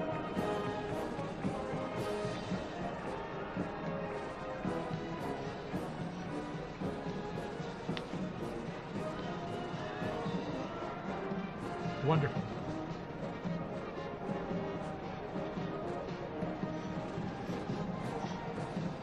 And Sister Nina, by the way, this is your first experience of this type, isn't it? Your first conclave, and so it must be extra special for you.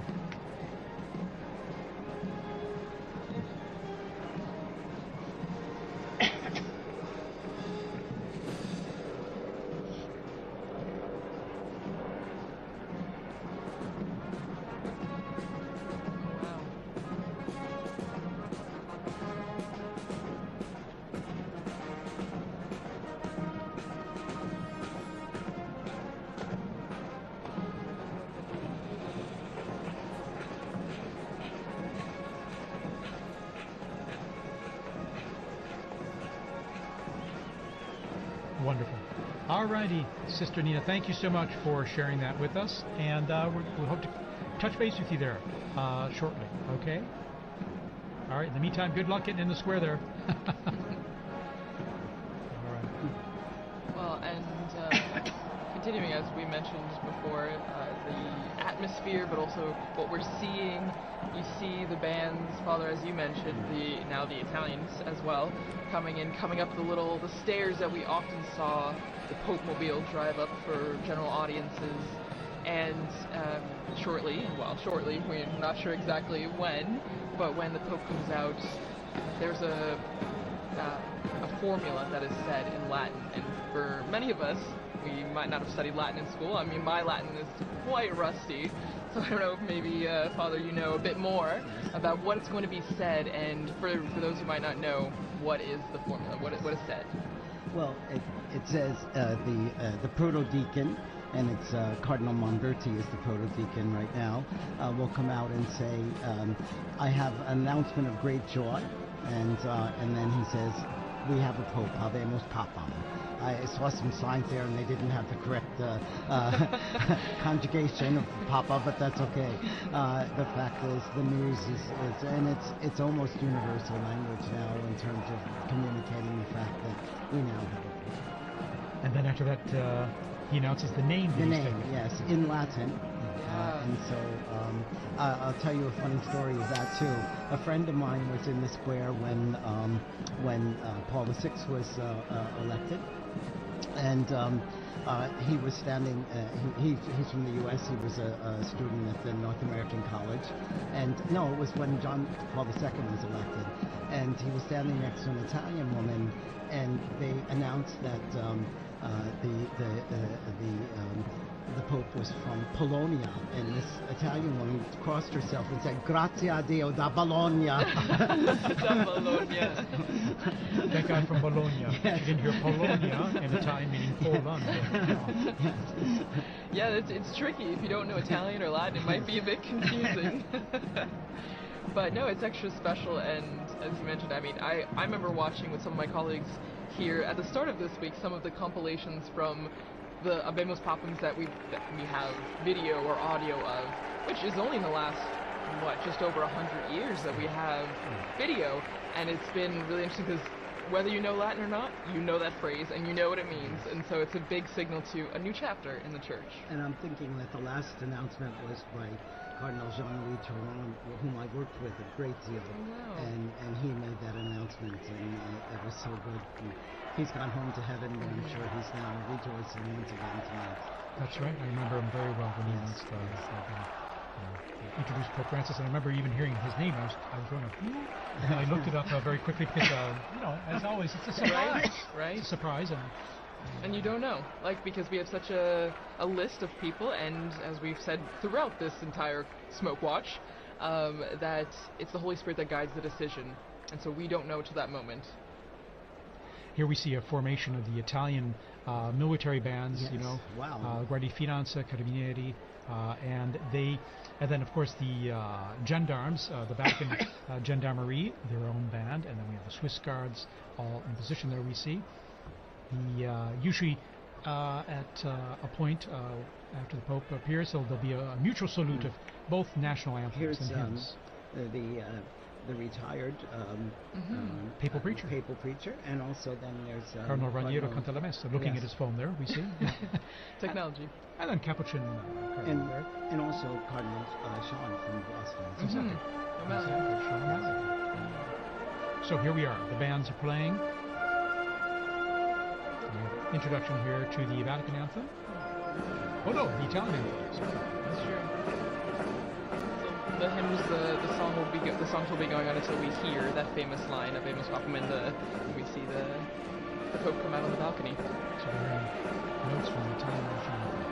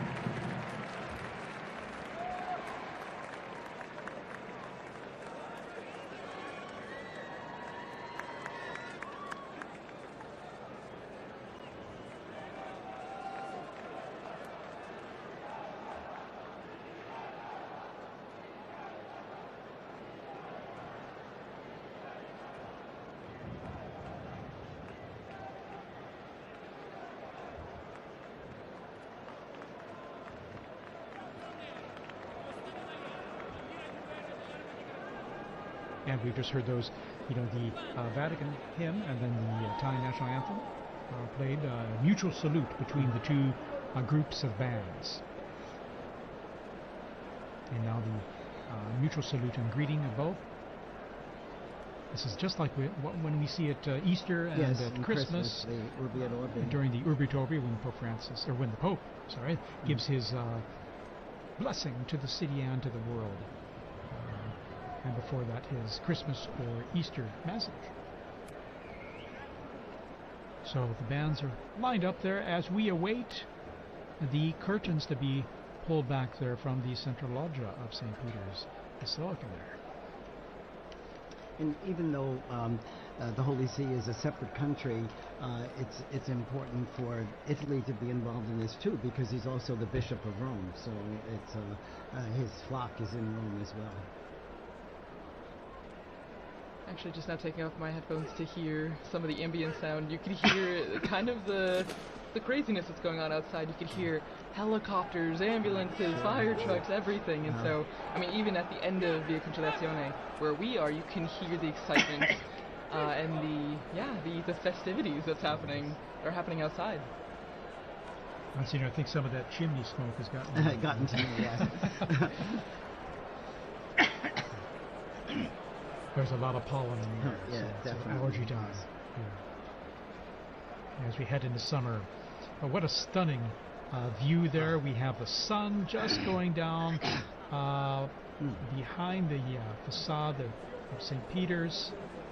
It's always stunning, when it comes time to sunset there with the facade facing east, but then you're looking at the Basilica and the sun going down behind it. It's always so beautiful. So beautiful. But everybody's eyes are on this. Everybody's looking up, waiting for the doors to open and then the white curtains to be pulled back. Well, and there's actually a story about what's happening right now. Again, the Room of Tears, the Pope, the new Pope getting dressed, and we know that there are 3 sizes of the white cassocks because you don't know who's going to be elected, but you have to be prepared. And actually, one of our colleagues, Christopher Wells, who was on this morning actually on the Smoke Watch, was talking about Pope John the 23rd, and he was. That's 11. And actually, since it didn't fit, they had to tie it like a medical garment. Exactly. And so it's a funny little anecdote to just remember that. I mean, no one knows, and so everyone's prepared. But that's what's going on right now. They're trying on the garments, and they're seeing what's fitting. And of course, they have different sizes available to start with, but sometimes they might need adjusting depending. Exactly. We're all made in God's image and likeness in different sizes. So there you go. See all those flags representing the different nations present. Also, it is the Jubilee of Hope, and so we have pilgrims here for Jubilee events over these days as well. I think I read about 15,000 for currently in Rome just for the Jubilee themed events. For pilgrimages that were organized well ahead of time. Well, and we're hearing from our producer, Francesca Merlo, that they're looking outside our building, and as I mentioned, there's helicopters, but they're blocking off the roads, and that's what Liz was mentioning too. That people are stopping, and they're just trying to get to the square as fast as they can. So it's a moment of organized chaos a bit in the square and around the Vatican. We have reports that there are people literally running to get into the square. And they will eventually, as they go through the checks and controls there. They do an extraordinary job of the crowd control as well, with these many people coming into St. Peter's Square and avoiding any potential problems or issues due to that. So. Well, and that is, you have to think that, I mean, maybe everything has a purpose, right? Everything has a reason, because we have this time in between the white smoke and the Habemus Papam, maybe also for everyone to get to the square. It's a dual-edged sword. The new Pope is being prepared and ready to go to the loggia, but it's also to let everyone who can get to the square to be there for that special moment. And we're seeing it with our Vati drone footage here, as I'd like to call it. And you can see the square there. It's just wonderful. You can get a sense of the crowds and then on the people kind of streaming in from the main avenue della Conciliazione and some of the side streets there. Talking about the universality of the church, I just got a message from a UN official in Gaza who's listening to this transmission, and so you could see how connected people are and how grateful they are to be able to hear Vatican news as well. Yeah, of course. We're grateful to have you here to say some nice, intelligent things for us. I don't know. As well as and give us some interesting input on all, and to share this experience. As you see, our drone footage there shows our Vati drone is showing the avenue there filling up with people, and as they come closer to the square, then they just go through a check there. And all the flags are ready. And Thaddeus, since you've been, this is your third conclave in Rome. In Rome, yes. And well, so I haven't been a conclave elsewhere. No, but you've been in Rome. Yes. Oh, yeah. But have you ever had the opportunity, because I know working here, we're always pretty much in here, but have you ever had the chance to run out to the square or see the excitement? For Pope Benedict, I was up there on the colonnade there. If you're looking here on the footage here, you can see here on the left side there on that colonnade there where the statues are, on top of the Charlemagne wing of the colonnade. I was up there and able to just view from that position where all the photographers, videographers were, or most of them anyway, accredited, to see him come out and greet the crowds and give his blessing. And I remember, this is a strange thing, but after that event, going back into the Vatican and running into Cardinal Jorge Bergoglio. Oh my gosh. This is long after probably about an hour after the blessing was given at the end of the. And I remember it distinctly because I knew the faces of all the cardinals, and so it was a. Little did you know. Little did I know. Little did I know. And then when there we see some of the cardinals there. There's Cardinal, I think that's Cardinal Wuerl, and we see, and then. Cantalamessa, and O'Malley. The cardinal non-electors. Yeah, exactly. They're over 80, and so there's they're non-electors. Sister Petrina, the head of the Governaturato now. And that's Archbishop Fisichella as well, I think. And we see the secretary of the dicastery for communication, Monsignor Lucio Luis, as well. Anyway. Well, and so that is, was it? I mean, obviously it's very different being inside here. But the excitement is still pretty much the same, being on the braccio, the colonnade, and being very here. much so, because you're seeing things up close, and not only into the bells I was mentioning earlier that you hear very clearly and loudly, but then seeing from a unique angle, almost at below the level of the central loggia, but higher up from down in the square.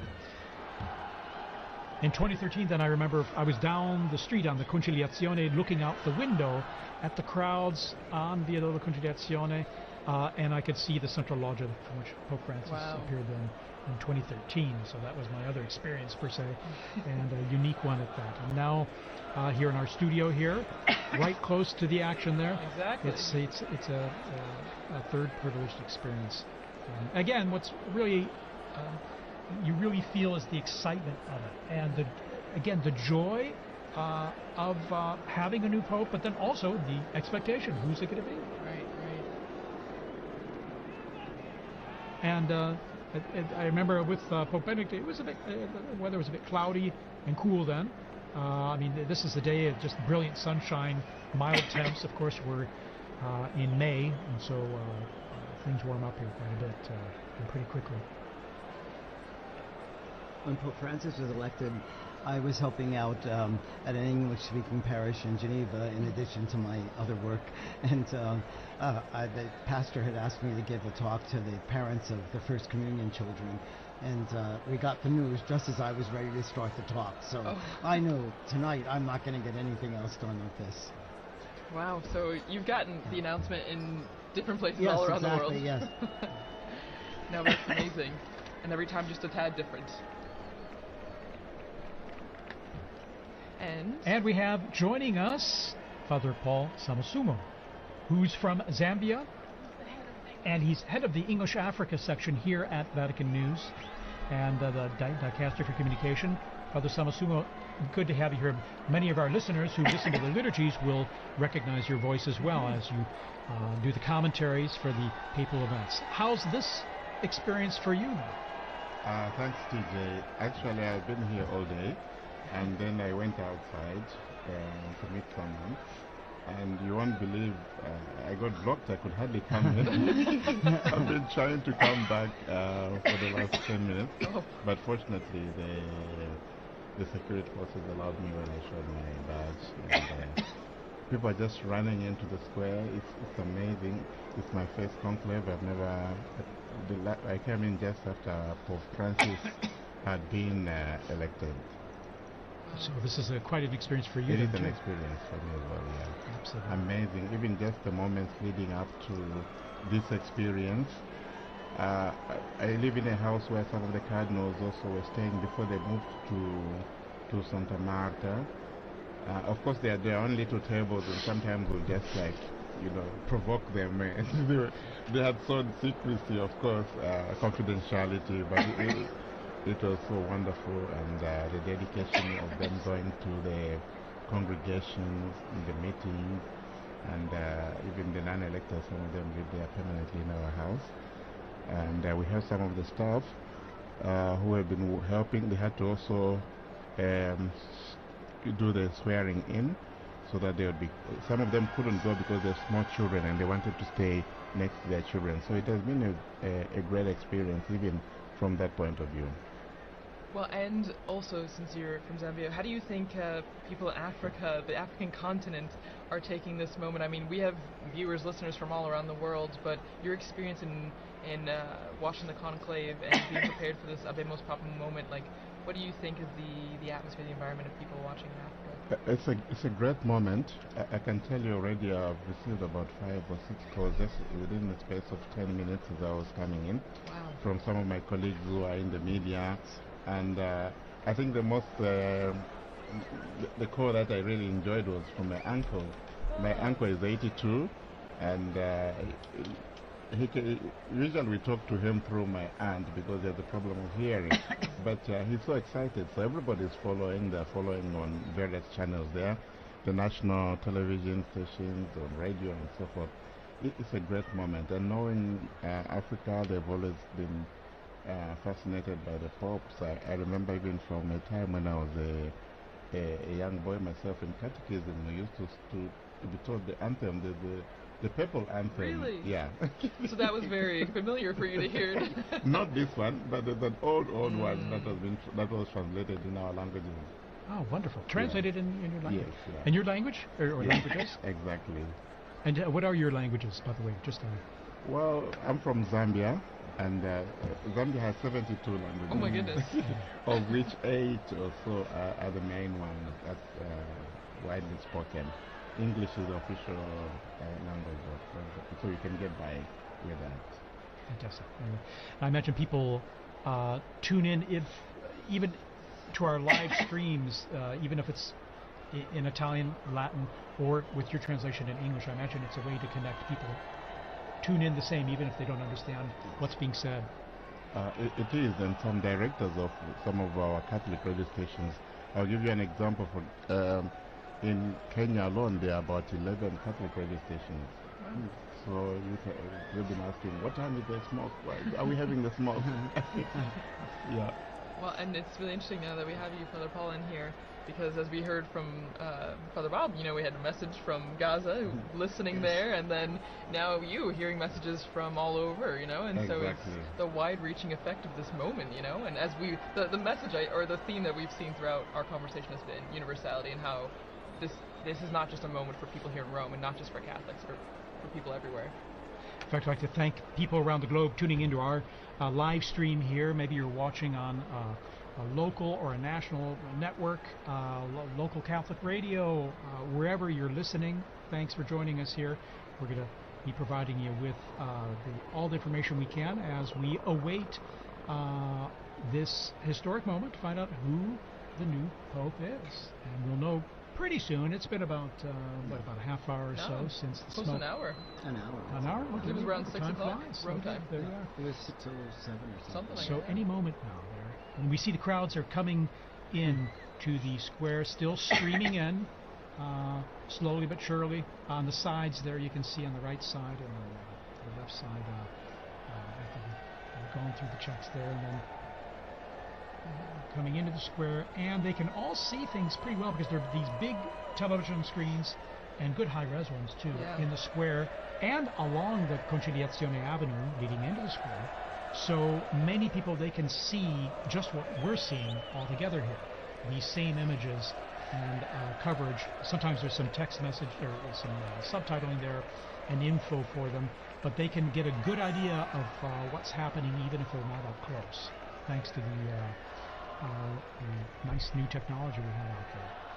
Well, and I'm sure, as we all talked about before, and Father Paula, you would also, I'm sure, have experience with this, but using like the screens in the square, us doing this commentary, and you have to imagine that social media is blowing up with this moment, you know? Oh, yes. I mean, everyone that's in the square is live streaming, I'm sure, taking videos, taking pictures, and so the news is spreading even faster than it would have 10, 20, 30 years ago. Exactly. Even just here in Rome, you know, just the streets, the cafes. What I found interesting is, I'm sure you've seen the guys that sell trinkets and stuff. Some of them are from Senegal or from Bangladesh and so forth. And when the smoke came out, this guy asked me, "Do we have a pope?" And he said, "Do we have a pope?" I thought most of them are Muslims, but that kind of interest is really very touching, and I found very moving. Right. To be honest, yeah. Absolutely. I have another story on that. When Pope John Paul II died, I told you I was on my way to Gambia, and I had to go through Senegal. So in Dakar, there was this long line that I was waiting to go in through immigration, and the guard pulled me out and said, "You know, the Pope has died." I said, "Yes, I know." You know. So then he said, "You come up to the front," and then he brought me to the official, and he said, "You must have this father go through now because the Pope has died." And then he told me that he had a chapelet, a rosary from John Paul II because he was part of the police when John Paul II visited Dakar. Next morning, 5 o'clock, I'm back in the line because I have to then fly to Gambia. And again, he came, pulled me out of the line, got me through, came, is everything okay with you? You know, it was really amazing. But you see, again, what the Pope means to so many people. And he told me he was Muslim, but, you know, he was an important religious leader. Right, of course. Again, I'm sure people around the world now are just tuning in, dropping in and out of this broadcast and other broadcasts to see what we're all waiting for with anticipation of who the new Pope is. And that should be very soon now. And we'll know, of course, not only from the video we have here, but then when the crowds let us know with their cheers and applause. It will be we'll all be trying to give you immediately the name of the cardinal, which has now become the Pope. And as I believe, TJ, you mentioned earlier, or no, Father Bob, you mentioned it will be in Latin, and so we'll all be brushing up on our Latin in between, you know, now and then, so that we will have the name correctly, and then we'll also get to hear the name that the new Pope chooses to be. I think the name is always also interesting because it kind of gives this vision of what he wants to do with the purpose. Probably not what he wants to do, but what he, you know, what inspires him. And Father had an anecdote there. I also have one. And when Pope Francis chose the name Francis, one of the Jesuits in Zambia told me, "We were so excited because we thought you were chosen Francis Xavier." Yes. And actually, it was the next morning that Francis clarified that this was Francis of Assisi. So. Yeah, it's true because a lot of people were trying to guess and figure it out. That's right. When he met with journalists, he explained the origin of the name that he took and why. I find it's special, like you mentioned about Paul, right? So it usually drives their an idea of what the focus might be for the pontificate, choosing this special name. And we had mentioned earlier, right, that the person, I think it was Liz that mentioned, the person becomes a new person in that sense. The Pope is a new man because he gets rid of the old name, takes on this new name, and he's no longer just whoever, cardinal whoever. He's the Pope of the Universal Church, the Pope that is the symbol of the Catholic Church around the world. Not only because, you know, he's known as Pope, but also because of his white cassock that is widely recognizable. we're seeing these camera shots. Those big television screens, people know when they're on camera, and so they have their moment of fame, They're a thrilled. few seconds of fame, waving and greeting everyone there. So it's always kind of fun too. It brings a little involvement and participation for everyone. And it's good that the authorities, I think they planned this very well. You have screens around the Vatican, so that reduces also the congestion. We have the new square which has just been redone for the Jubilee year here. So there's another screen there just outside this building. And people are just sitting out there. They are not rushing to go into the square because they can see. And maybe they even get a better shot from, a better view from the screen there. So there are a number of these large screens surrounding the area. And I think it was very good planning on that part. Yeah, wonderful fact. And then even just the organization, I'm always impressed with the organization, crowd organization, how people are led into these areas to assure that they can get in. It might take a little time, but then also how everything has come off so well without a hitch. Again, it was almost prophetic because so much of the reconfiguration of the square and Via della Conciliazione was done for the Jubilee, but it served very well for the funeral and now for the new Pope. Yeah, the city has done all these Yes. works projects also to help traffic flow well through the area. And here we have, Yes, it looks like, let's see here, it was Cardinal Schönborn, was it? yes, and then also to the- Cardinal, who was the head of the Christian Unity. That's right, Yes. okay. And you can hear the helicopters. You can Yes. hear them in the Yeah, square now. yeah. So it's getting louder and more apparent that there's people from all over, and everyone's getting images of the square. And I think the security forces trying to keep the peace. And I noticed also they blocked some of the roads leading to so that people are running across the roads, you Right. know. So Gotta keep them safe you too. gotta keep them safe, right, Kelsey? Well, and so one of our colleagues, Lisa Zengarini, she did a lot of research on why we have this tradition of changing the baptismal name of the cardinal into the name for the Pope, and it actually started way back, It looks like 2,000 years ago to Saint Peter, whose original name was Simon, and so it stems all the way from that. And it's a lineage that has been continuous since that time. And actually, what's interesting is that not all the popes have done this. Out of the 266 now, 267, only 129 have actually chosen a new name, which I never realized. it was much later Mhm. before the new name, was put into practice. There you go. And it was John the 12th, Pope John the 12th. And only during that time, from 955 to today, it's only 2 other people that have not Yes. taken new names, which is interesting. Very interesting. Yes. So we've gone from the smoke watch and mourning now to the Pope watch. Yes. We are on the a new Pope watch watch. here from the central balcony, and I think we're coming up on prime time here. I think soon we should be seeing the new Pope appear, and we're getting some zooming, some close-ups here of the crowds there, and we saw some Vatican officials, in fact, before. TJ, I just also wanted. I And know as well as the mayor of Rome is out there. Yes. Okay. Yes, Gualtieri. That's right. Well, was it Cardinal Casper, right? Christian Media, so. That's right. Casper. Casper, and then. I was going to say that it's been interesting also from the time the Holy Father Pope Francis died, how the liturgies have been moving and preparing the people.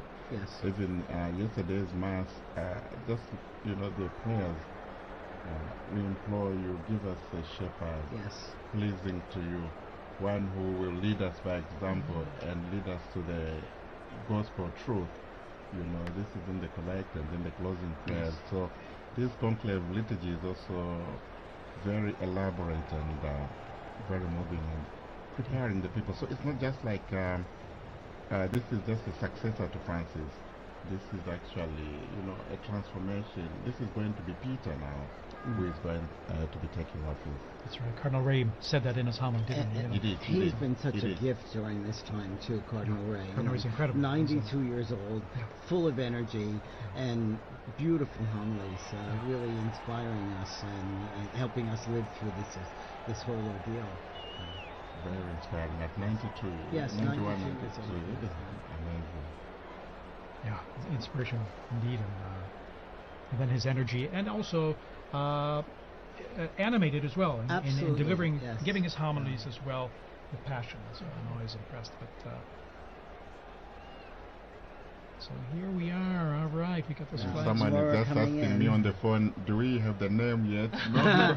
Yes. We will learn with all of you. We're all like everyone else. It must be hard for those cardinals out there now, right. because I'm sure, they're not allowed to tell us. Exactly. That's true. Yeah. Wow. Mom's the word. Mom is the word.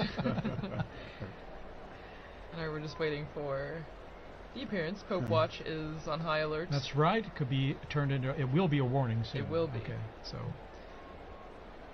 Yeah. All right. So even some quiet among the crowds now, as this anticipation is sinking in and building. Because I think what they will do, as soon as the square is full, they don't let any more people inside to prevent a stampede. That makes sense, yeah. It makes a lot of sense. Again, like you were saying, the safety. Yeah. Safety is a big priority, even though it's exciting. And you see even small children getting excited for this moment on our screen. So from the youngest to the oldest. Fun for them, fun for us. Exactly. Too. Yeah. It's as fun for all ages. Indeed. And even the Vatican flag. Vatican flag.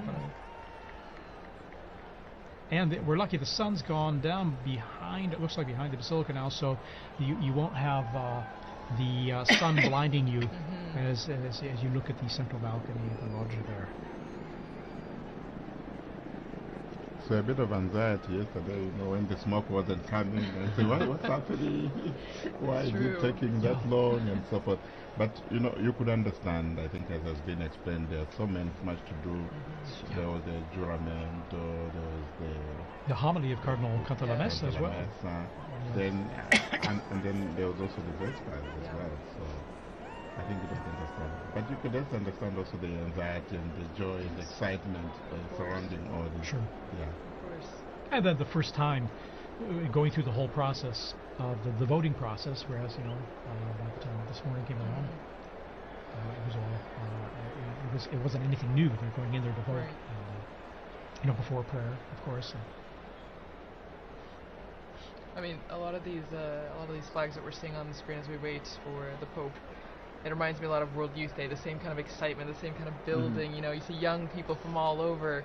It's a really beautiful image, and I think is again just a sign of the youthfulness of the church. We talk a lot about the future of the church, which begins with this new Pope, but the young people that are also present at this moment to see the historic aspect of this.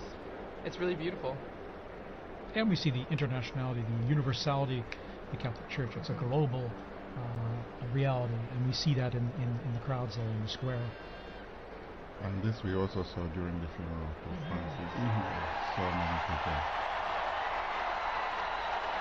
Okay, there's movement. Okay. Yes, here we go. The white curtains are behind the glass door. Now the doors are being opened. And we see first. Here we are. The Cardinal Proto-Deacon. And he's smiling. He's smiling. He will give us the announcement. Here we are.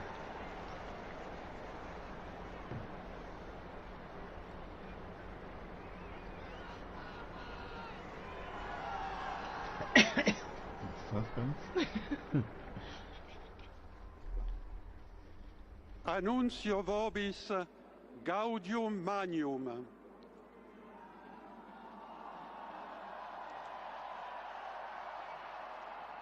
Habemus papam.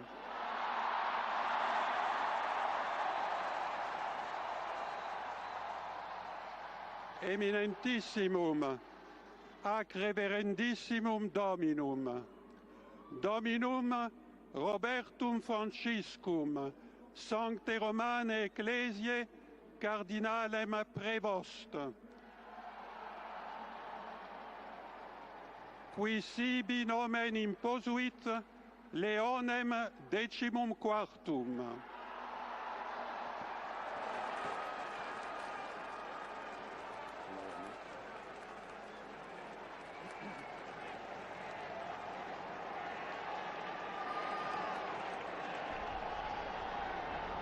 So, the Pope is Cardinal Robert Francis Prevost, who's taken the name of Leo XIV, Pope Leo XIV. Cardinal Prevost is an American, and he spent most of his ministry in Latin America, in Peru, and also in Paraguay. And he's an Augustinian father. He was the provincial in Latin America, and then became the Bishop of Chiclayo in Peru. And he then is also he became the Superior General of the Augustinian Fathers as well. He's now he's been the prefect of the dicastery for bishops. We see the cardinal electors there appearing on the balcony there as well, with this joy and smiles on their face. A great joy indeed, well, it wasn't one of those fabulous moments, but to say, what a great joy. It's a wonderful joy. And, Yes. Illinois, okay. An American. An American. An American. I think that's a historic moment. For sure. Truly, truly historic. And you can see all the cardinals on the different balconies there. For our radio listeners, you may not be able to see this, of course, but they're appearing on all the balconies to the left and right of the central balcony there. All of them clearly standing out with their red vestments and smiles, and Waiting to again, for all of us to greet this new Pope as well. A great new Pope. Which now we know his name. Cardinal Robert Francis Prevost, Augustinian, Amazing. and has served as prefect of the dicastery for bishops. A native of Chicago, Illinois, in the United States.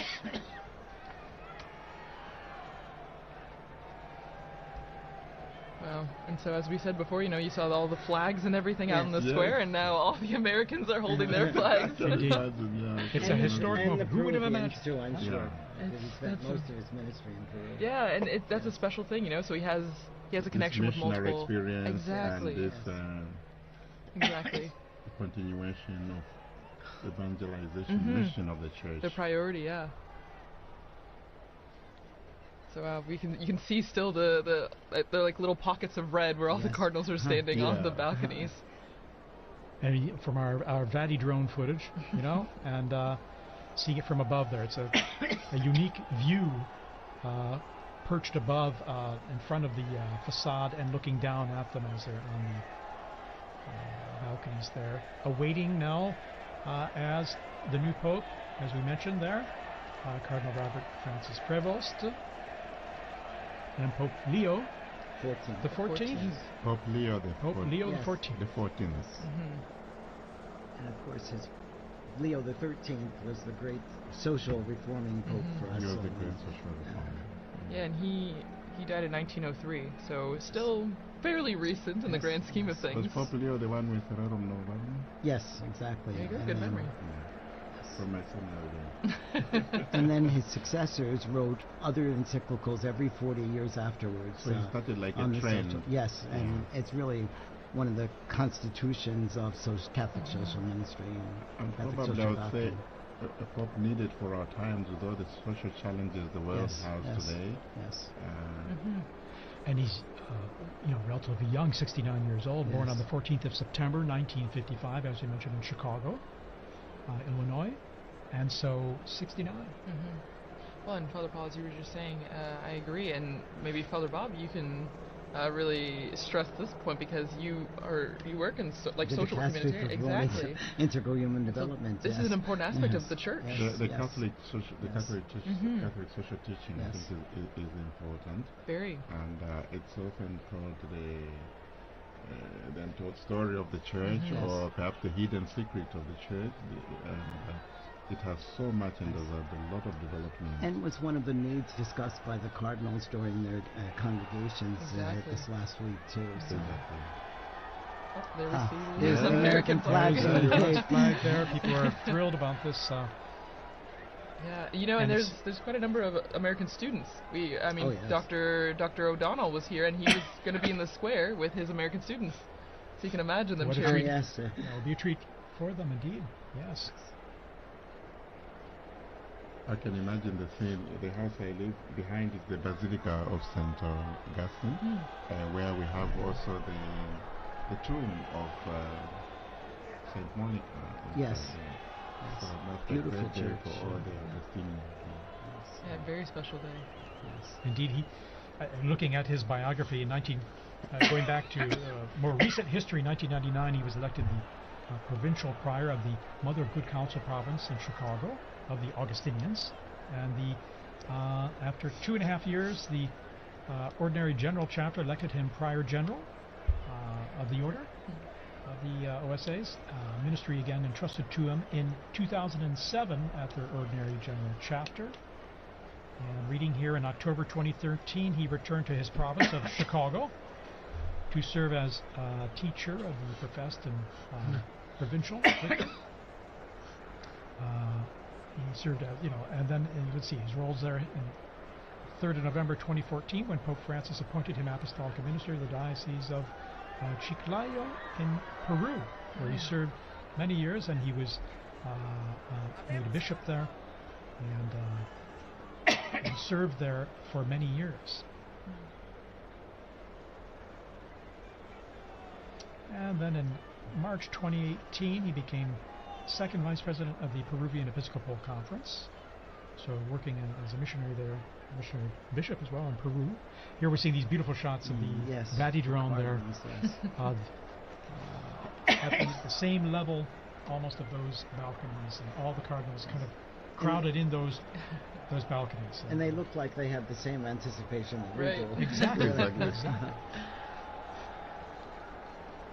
Any moment now, Pope Leo XIV will be appearing. Pope Leo XIV. Will be appearing from that balcony. Well, Leo XIV. Looking again at his predecessor, the person he took the name from before, Leo the 13th. He actually, Pope Leo XIII had the third longest papacy, verified papacy that we know of, behind Peter, the apostle, and then John Paul II. So one from way back in church history and one from our very recent history.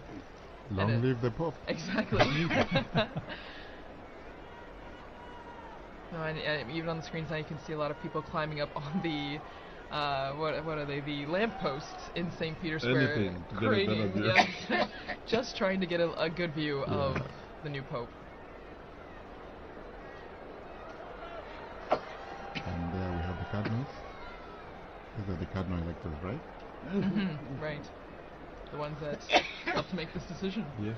Which, since we had 133 cardinal electors, then we had to have a majority of 89 cardinal electors to vote for cardinal. I found intriguing the fact that the voting takes place in the Sistine Chapel, where you have the last judgment. Right. So whatever you do, whatever you decide, that's between you and the Lord. Yes. Because the weight of the responsibility is so great. So very fitting, very telling, eh? Well, and before you came in, Father Paul, Dr. Liz Lev was talking about the Pauline Chapel, and that's where the new Pope, now Pope Leo the 14th, when he will walk down this hallway in the chapel, and at the end of the chapel is an image of Peter crucified upside down, but the artist turned his head so that when the new Pope is walking down the hallway, Peter's eyes are following. Here we are. There we are. Pope Leo XIV is now Pope appearing, Leo XIV. coming to the central loggia of the Basilica. Very special moment. Very special moment. And Here he is. There he is, And the applause going up, the greeting, the waving, big the smiles. smiles. How amazing. How amazing. And Dr. Liz Lev was also talking about the the symbolism of the red that he's wearing. You know, it is a sacrificial role, and that is the symbol of the cloth that he's wearing right now. And we see this beautiful close-up view from the side there, at the same level as the loggia. Pope Leo XIV. Pope Leo XIV. Amazing. Smiling. Smiling And Pope, you can see who wouldn't be taken by the moment. And I think going overcome through with his emotion. mind, you know, the weight of Yeah. this responsibility. Oh yeah. You can see it on his face. You can Oh, see it on his absolutely. face. Amazing. After this, you're never the same person. No. And we're hearing the bands below, the mutual salute of the anthems, the hymns of the Vatican hymn and the Italian national anthem, as we do traditionally with the Easter and Christmas, as we've mentioned. And after this, now Pope Leo XIV, he will give a greeting and impart his first apostolic blessing, the Urbi et Orbi, to the city and to the whole world. So that blessing extends to everyone who is watching, everyone who is listening, your family, wherever you are. It's a great moment to prepare ourselves for this first blessing. This most solemn blessing, you can just feel and see the emotion on his face. Yeah.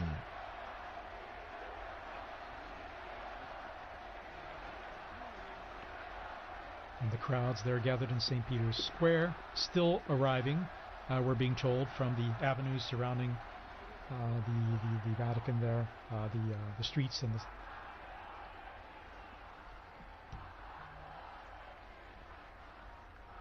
So just getting messages here. Congress, God bless the Pope. And you can hear the chanting from the square. Long live the Pope. Viva il Papa. Viva il Papa. Viva il Papa.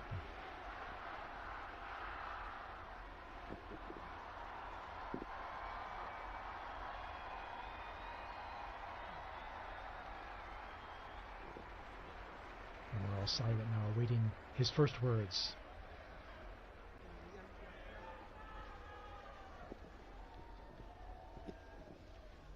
La pace sia con tutti voi.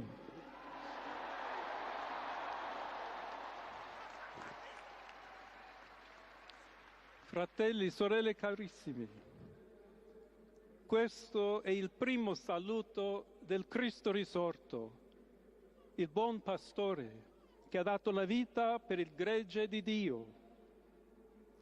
Anch'io vorrei che questo saluto di pace entrasse nel vostro cuore, raggiungesse le vostre famiglie, a tutte le persone, ovunque siano, a tutti i popoli, a tutta la terra.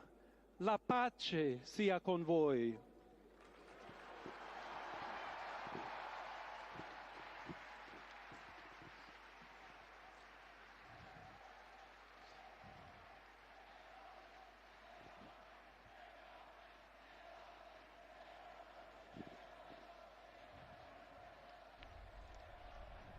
We're just hearing the first words of Pope Leo XIV. As he continues, we'll provide a summary here in just a moment as we listen to his words. He's asked everyone to, brothers, Questa è la pace di Cristo risorto. this is the peace Una of the risen pace Christ, disarmata e una pace disarmante. a peace that is umile disarming e perseverante. and humble and persevering. Proviene da Dio. It comes from God, Dio che ci ama a tutti God who loves all of us incondizionalmente. without any limits and conditions. Ancora conserviamo nei nostri orecchi And quella voce debole ma And sempre we still have coraggiosa the sound di in our Papa ears of that, Francesco the weak che voice of Pope benediva Francis, Roma. who is blessing Rome here. We have that fresh in our minds, in our hearts, in our ears, hearing his voice. Il Papa che benediva The Roma Pope who was blessing dava la Rome, sua benedizione al mondo, and giving al his mondo blessing intero to the world quella mattina del giorno di Pasqua. on that morning, on that day of Easter Sunday. Consentitemi di dar seguito a quella stessa Allow me benedizione. to continue Dio that ci same vuole blessing. bene. Dio vi ama tutti. God loves E everyone, il male non prevarrà. Evil will not Siamo prevail. tutti nelle mani We di are all Dio. in the hands of God. Pertanto, senza paura, So without fear, uniti, united, mano nella mano con Dio hand in e hand, tra di noi, with God and among ourselves, andiamo avanti. we go forward. Siamo discepoli di Cristo. We are disciples of Christ. Cristo ci precede. Christ goes before us. Il mondo ha bisogno della sua luce. The world needs his light. L'umanità necessita di Lui come Humanity il ponte needs per him. essere raggiunta da Dio e dal suo amore. But as the bridge between God and his love. Aiutateci anche voi, poi gli uni gli altri, a costruire i ponti May we all con il build dialogo, bridges con with l'incontro, dialogue and encounter, unendoci tutti per essere un solo so that we can popolo, all be sempre in pace. one people, all in peace. Grazie a Papa Francesco. Thank you, Pope Francis, for all you've done. We're hearing the first words here of Pope Leo XIV, just elected Pope.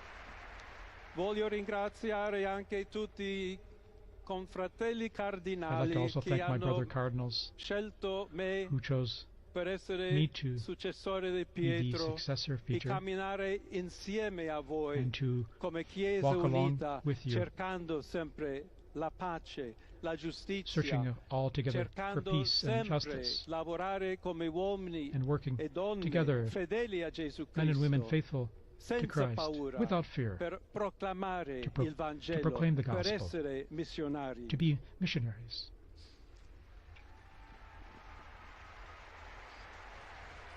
Pope Leo offering these initial words, which we're just translating on the fly here.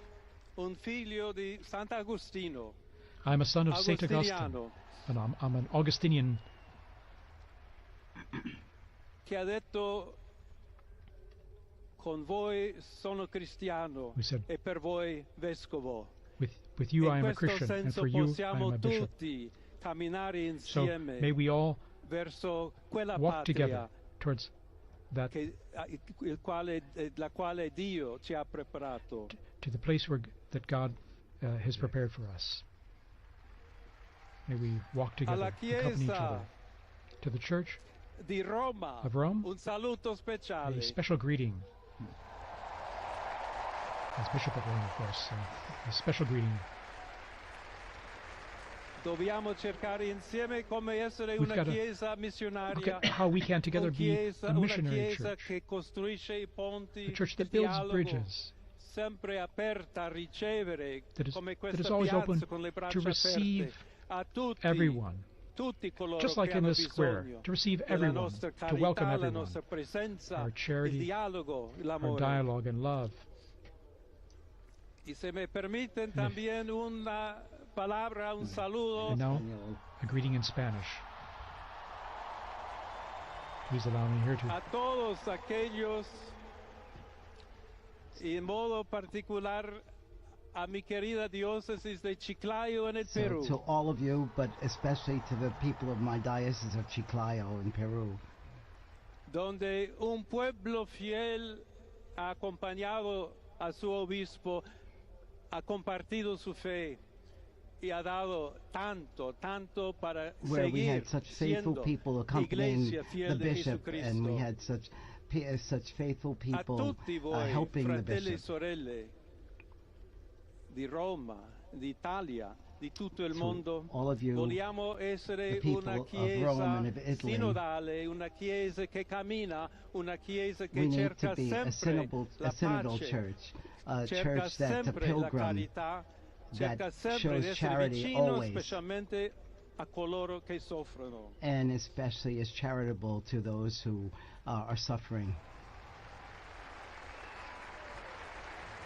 Oggi Today, il giorno della supplica alla Madonna di Pompei. today is the day of praying to the Nostra Madonna of Madre Pompeii. Maria vuole sempre camminare con noi, stare Our vicino, Blessed Mother Mary always aiutarci wants to con be la sua close to us. intercessione e il suo amore. She always Allora wants to vorrei pregare intercede for us insieme a voi. through her love.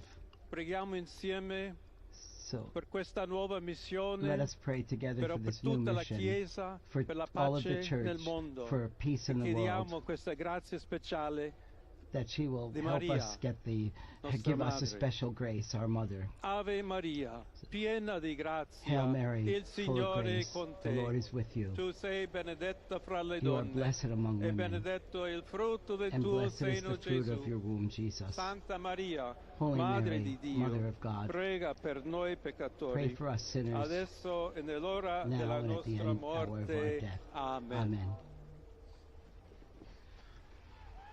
Pope Leo XIV there. Pope Leo XIV, very interesting. A few themes coming out already there from his first piece, talking about peace.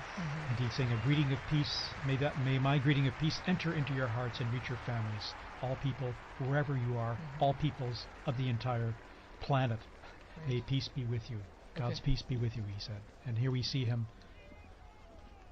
in his, after having given that opening and beautiful words.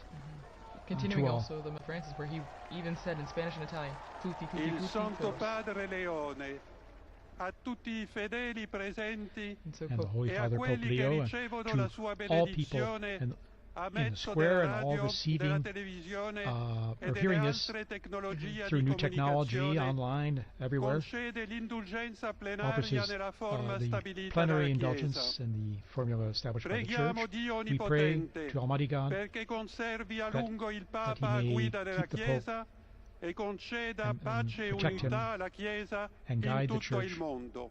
and the entire world. Now he'll give this most solemn blessing to the entire world, to all of you joining us. To everyone. So we now prepare ourselves to receive this solemn blessing wherever we are, at home, in your car, at work, wherever you are.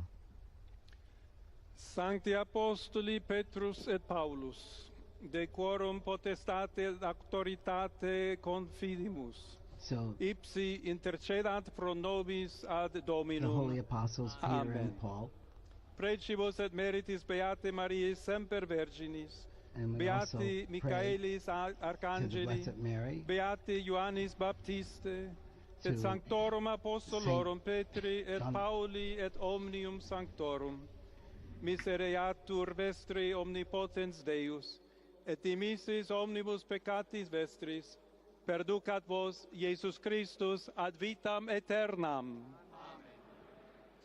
Indulgentiam, absolutionem et remissionem omnium peccatorum vestrorum, spatium vere et fructuose penitentiae, cor semper penitens, et emendationem vitae, gratiam et consolationem Sancti Spiritus, et finalem perseverantiam in bonis operibus tribuat vobis omnipotens et misericors Dominus. Amen.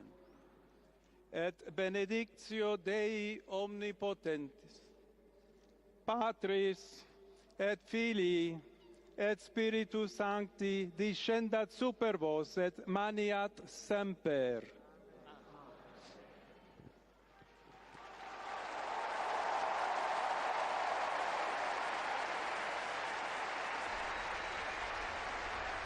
And we just heard the blessing there, received the blessing there of Pope Leo XIV, and to the world, to the city, this most solemn blessing to all of us and all of you listening and watching out there. What is interesting, he is smiling, and I found very touching the fact that he made reference to his former diocese in Peru and spoke to them in Spanish. Very, very touching moment, and how they are thanking them for how they accompanied him. And so, from this moment, I think we all accompany the new Holy Father with our prayers and support.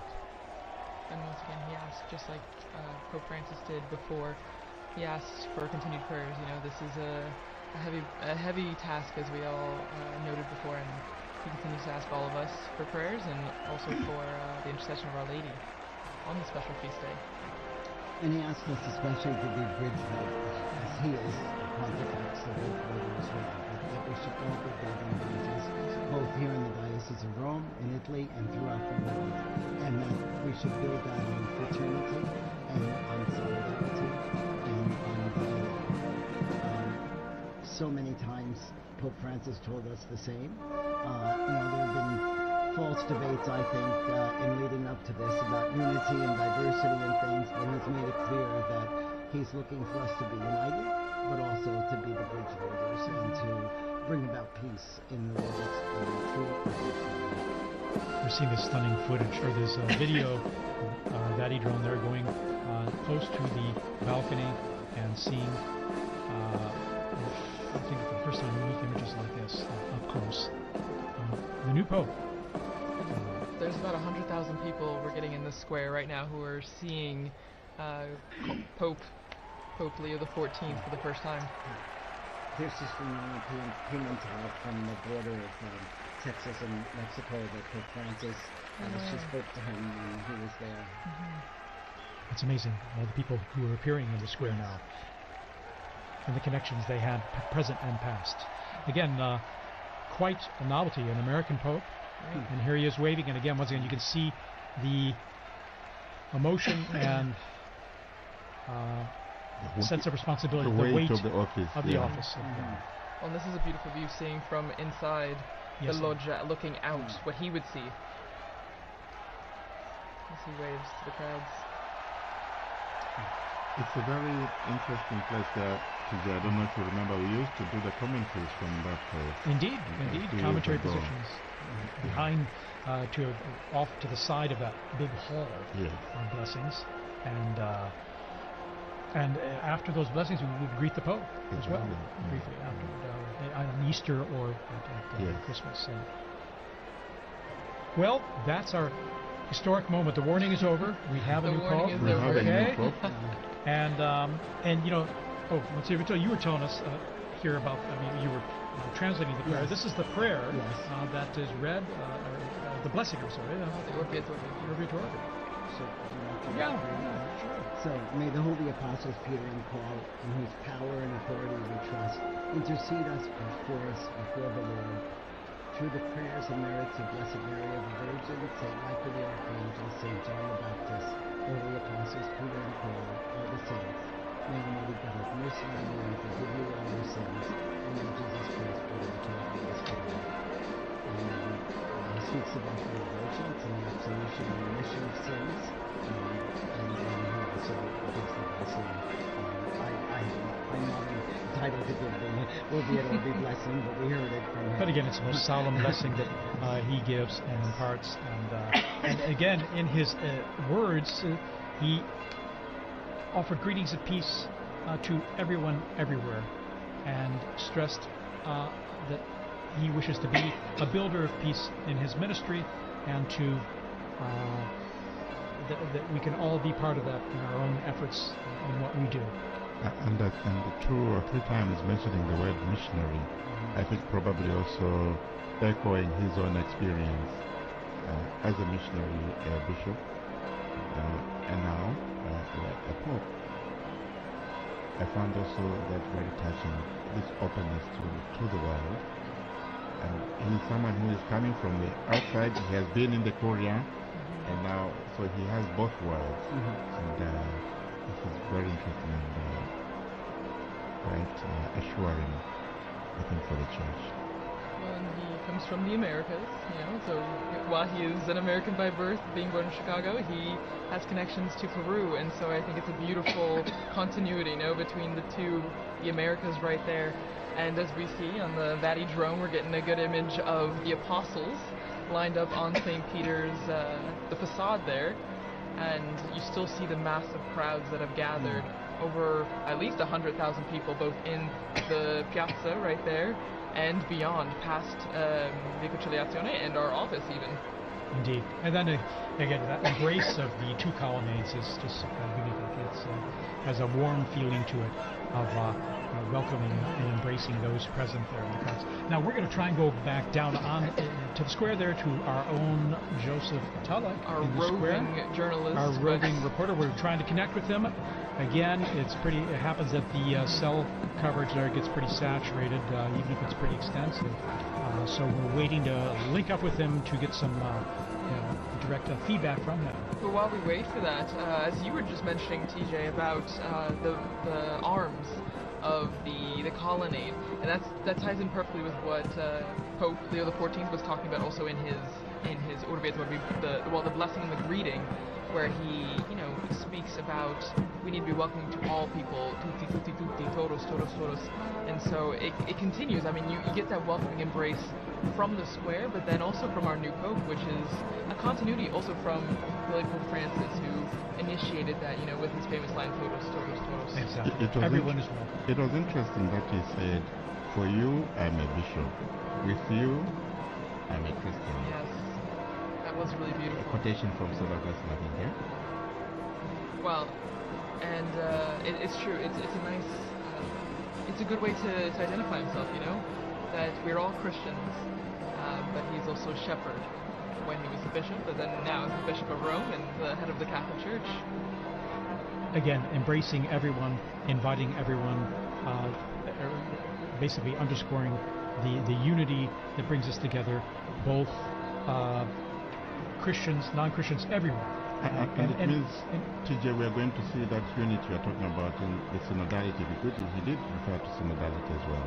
He did. And that word meaning talking to, hearing everyone's opinion and dialoguing together, listening to one another. That's what, in a sense, the basics of synodality, in terms of listening to one another and seeing where we can talk about things and come to understand one another and where we're coming from, and maybe the best way to go forward together.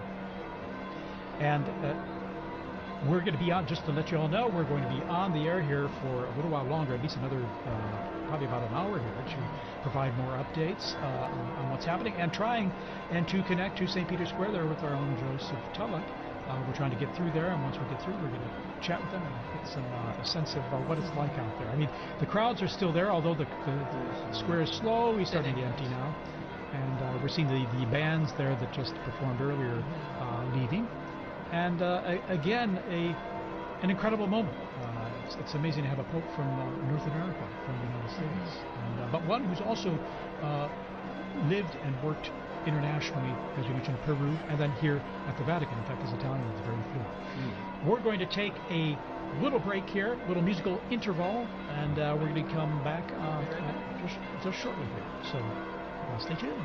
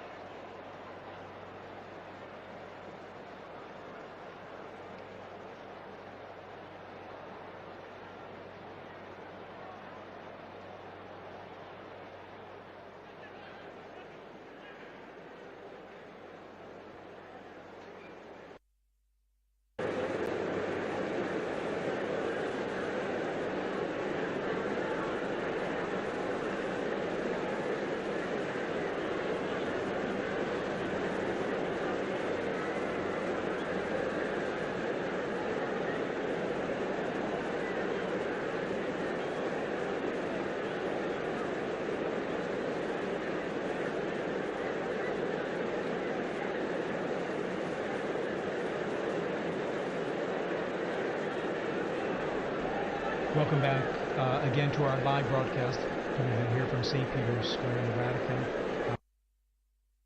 English Channel. Vatican Media, English Channel.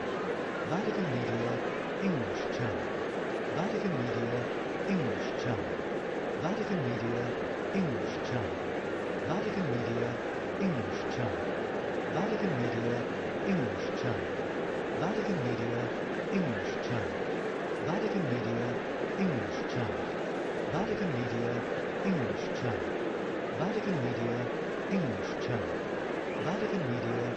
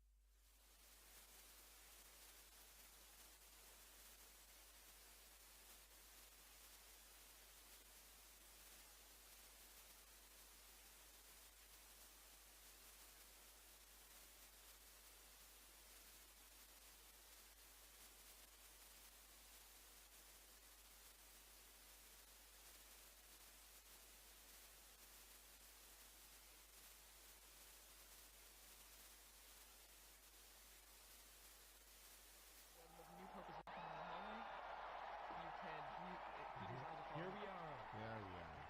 Pope Leo XIV is now here, coming to the central loggia of the Basilica. Very special moment. And the warriors, and the applause going up, the greeting, the waving, Big the smile. smiles. How amazing. And Dr. Elizabeth was talking about the symbolism of the red that he's wearing. You know, it is a sacrificial roll, and that is the symbol of the cloth that he's wearing right now. Here's this beautiful close-up view from the center at the same level as the loggia. Leo XIV. He's smiling, and you can see who wouldn't be taken by the moment. I think going through his mind, the weight of this responsibility. Oh, yeah. You can see it on his face. After this, he really become personal. And we're hearing the bands below, the mutual salute of the anthems, the hymns of the Vatican.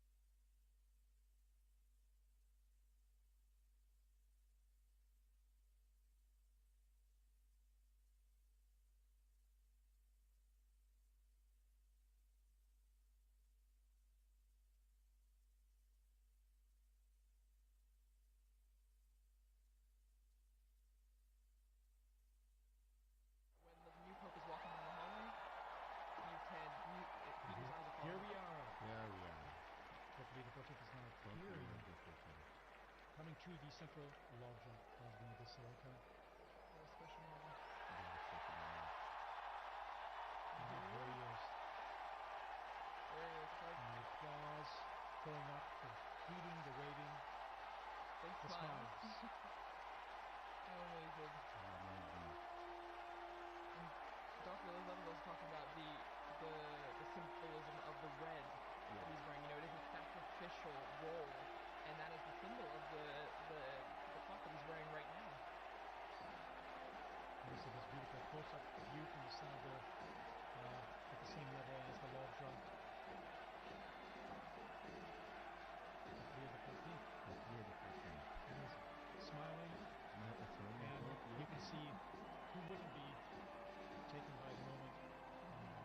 I think going through his mind, you know, the weight of this responsibility. Oh yeah. You can see it on his face. You can see it on the face. After this, we really become personal. And we're hearing the bands below, the mutual salute of the anthems, the hymns of the Vatican hymn and the Italian national anthem, as we do traditional for Easter and Christmas as well. And after this, now Pope Leo XIV, he will give a greeting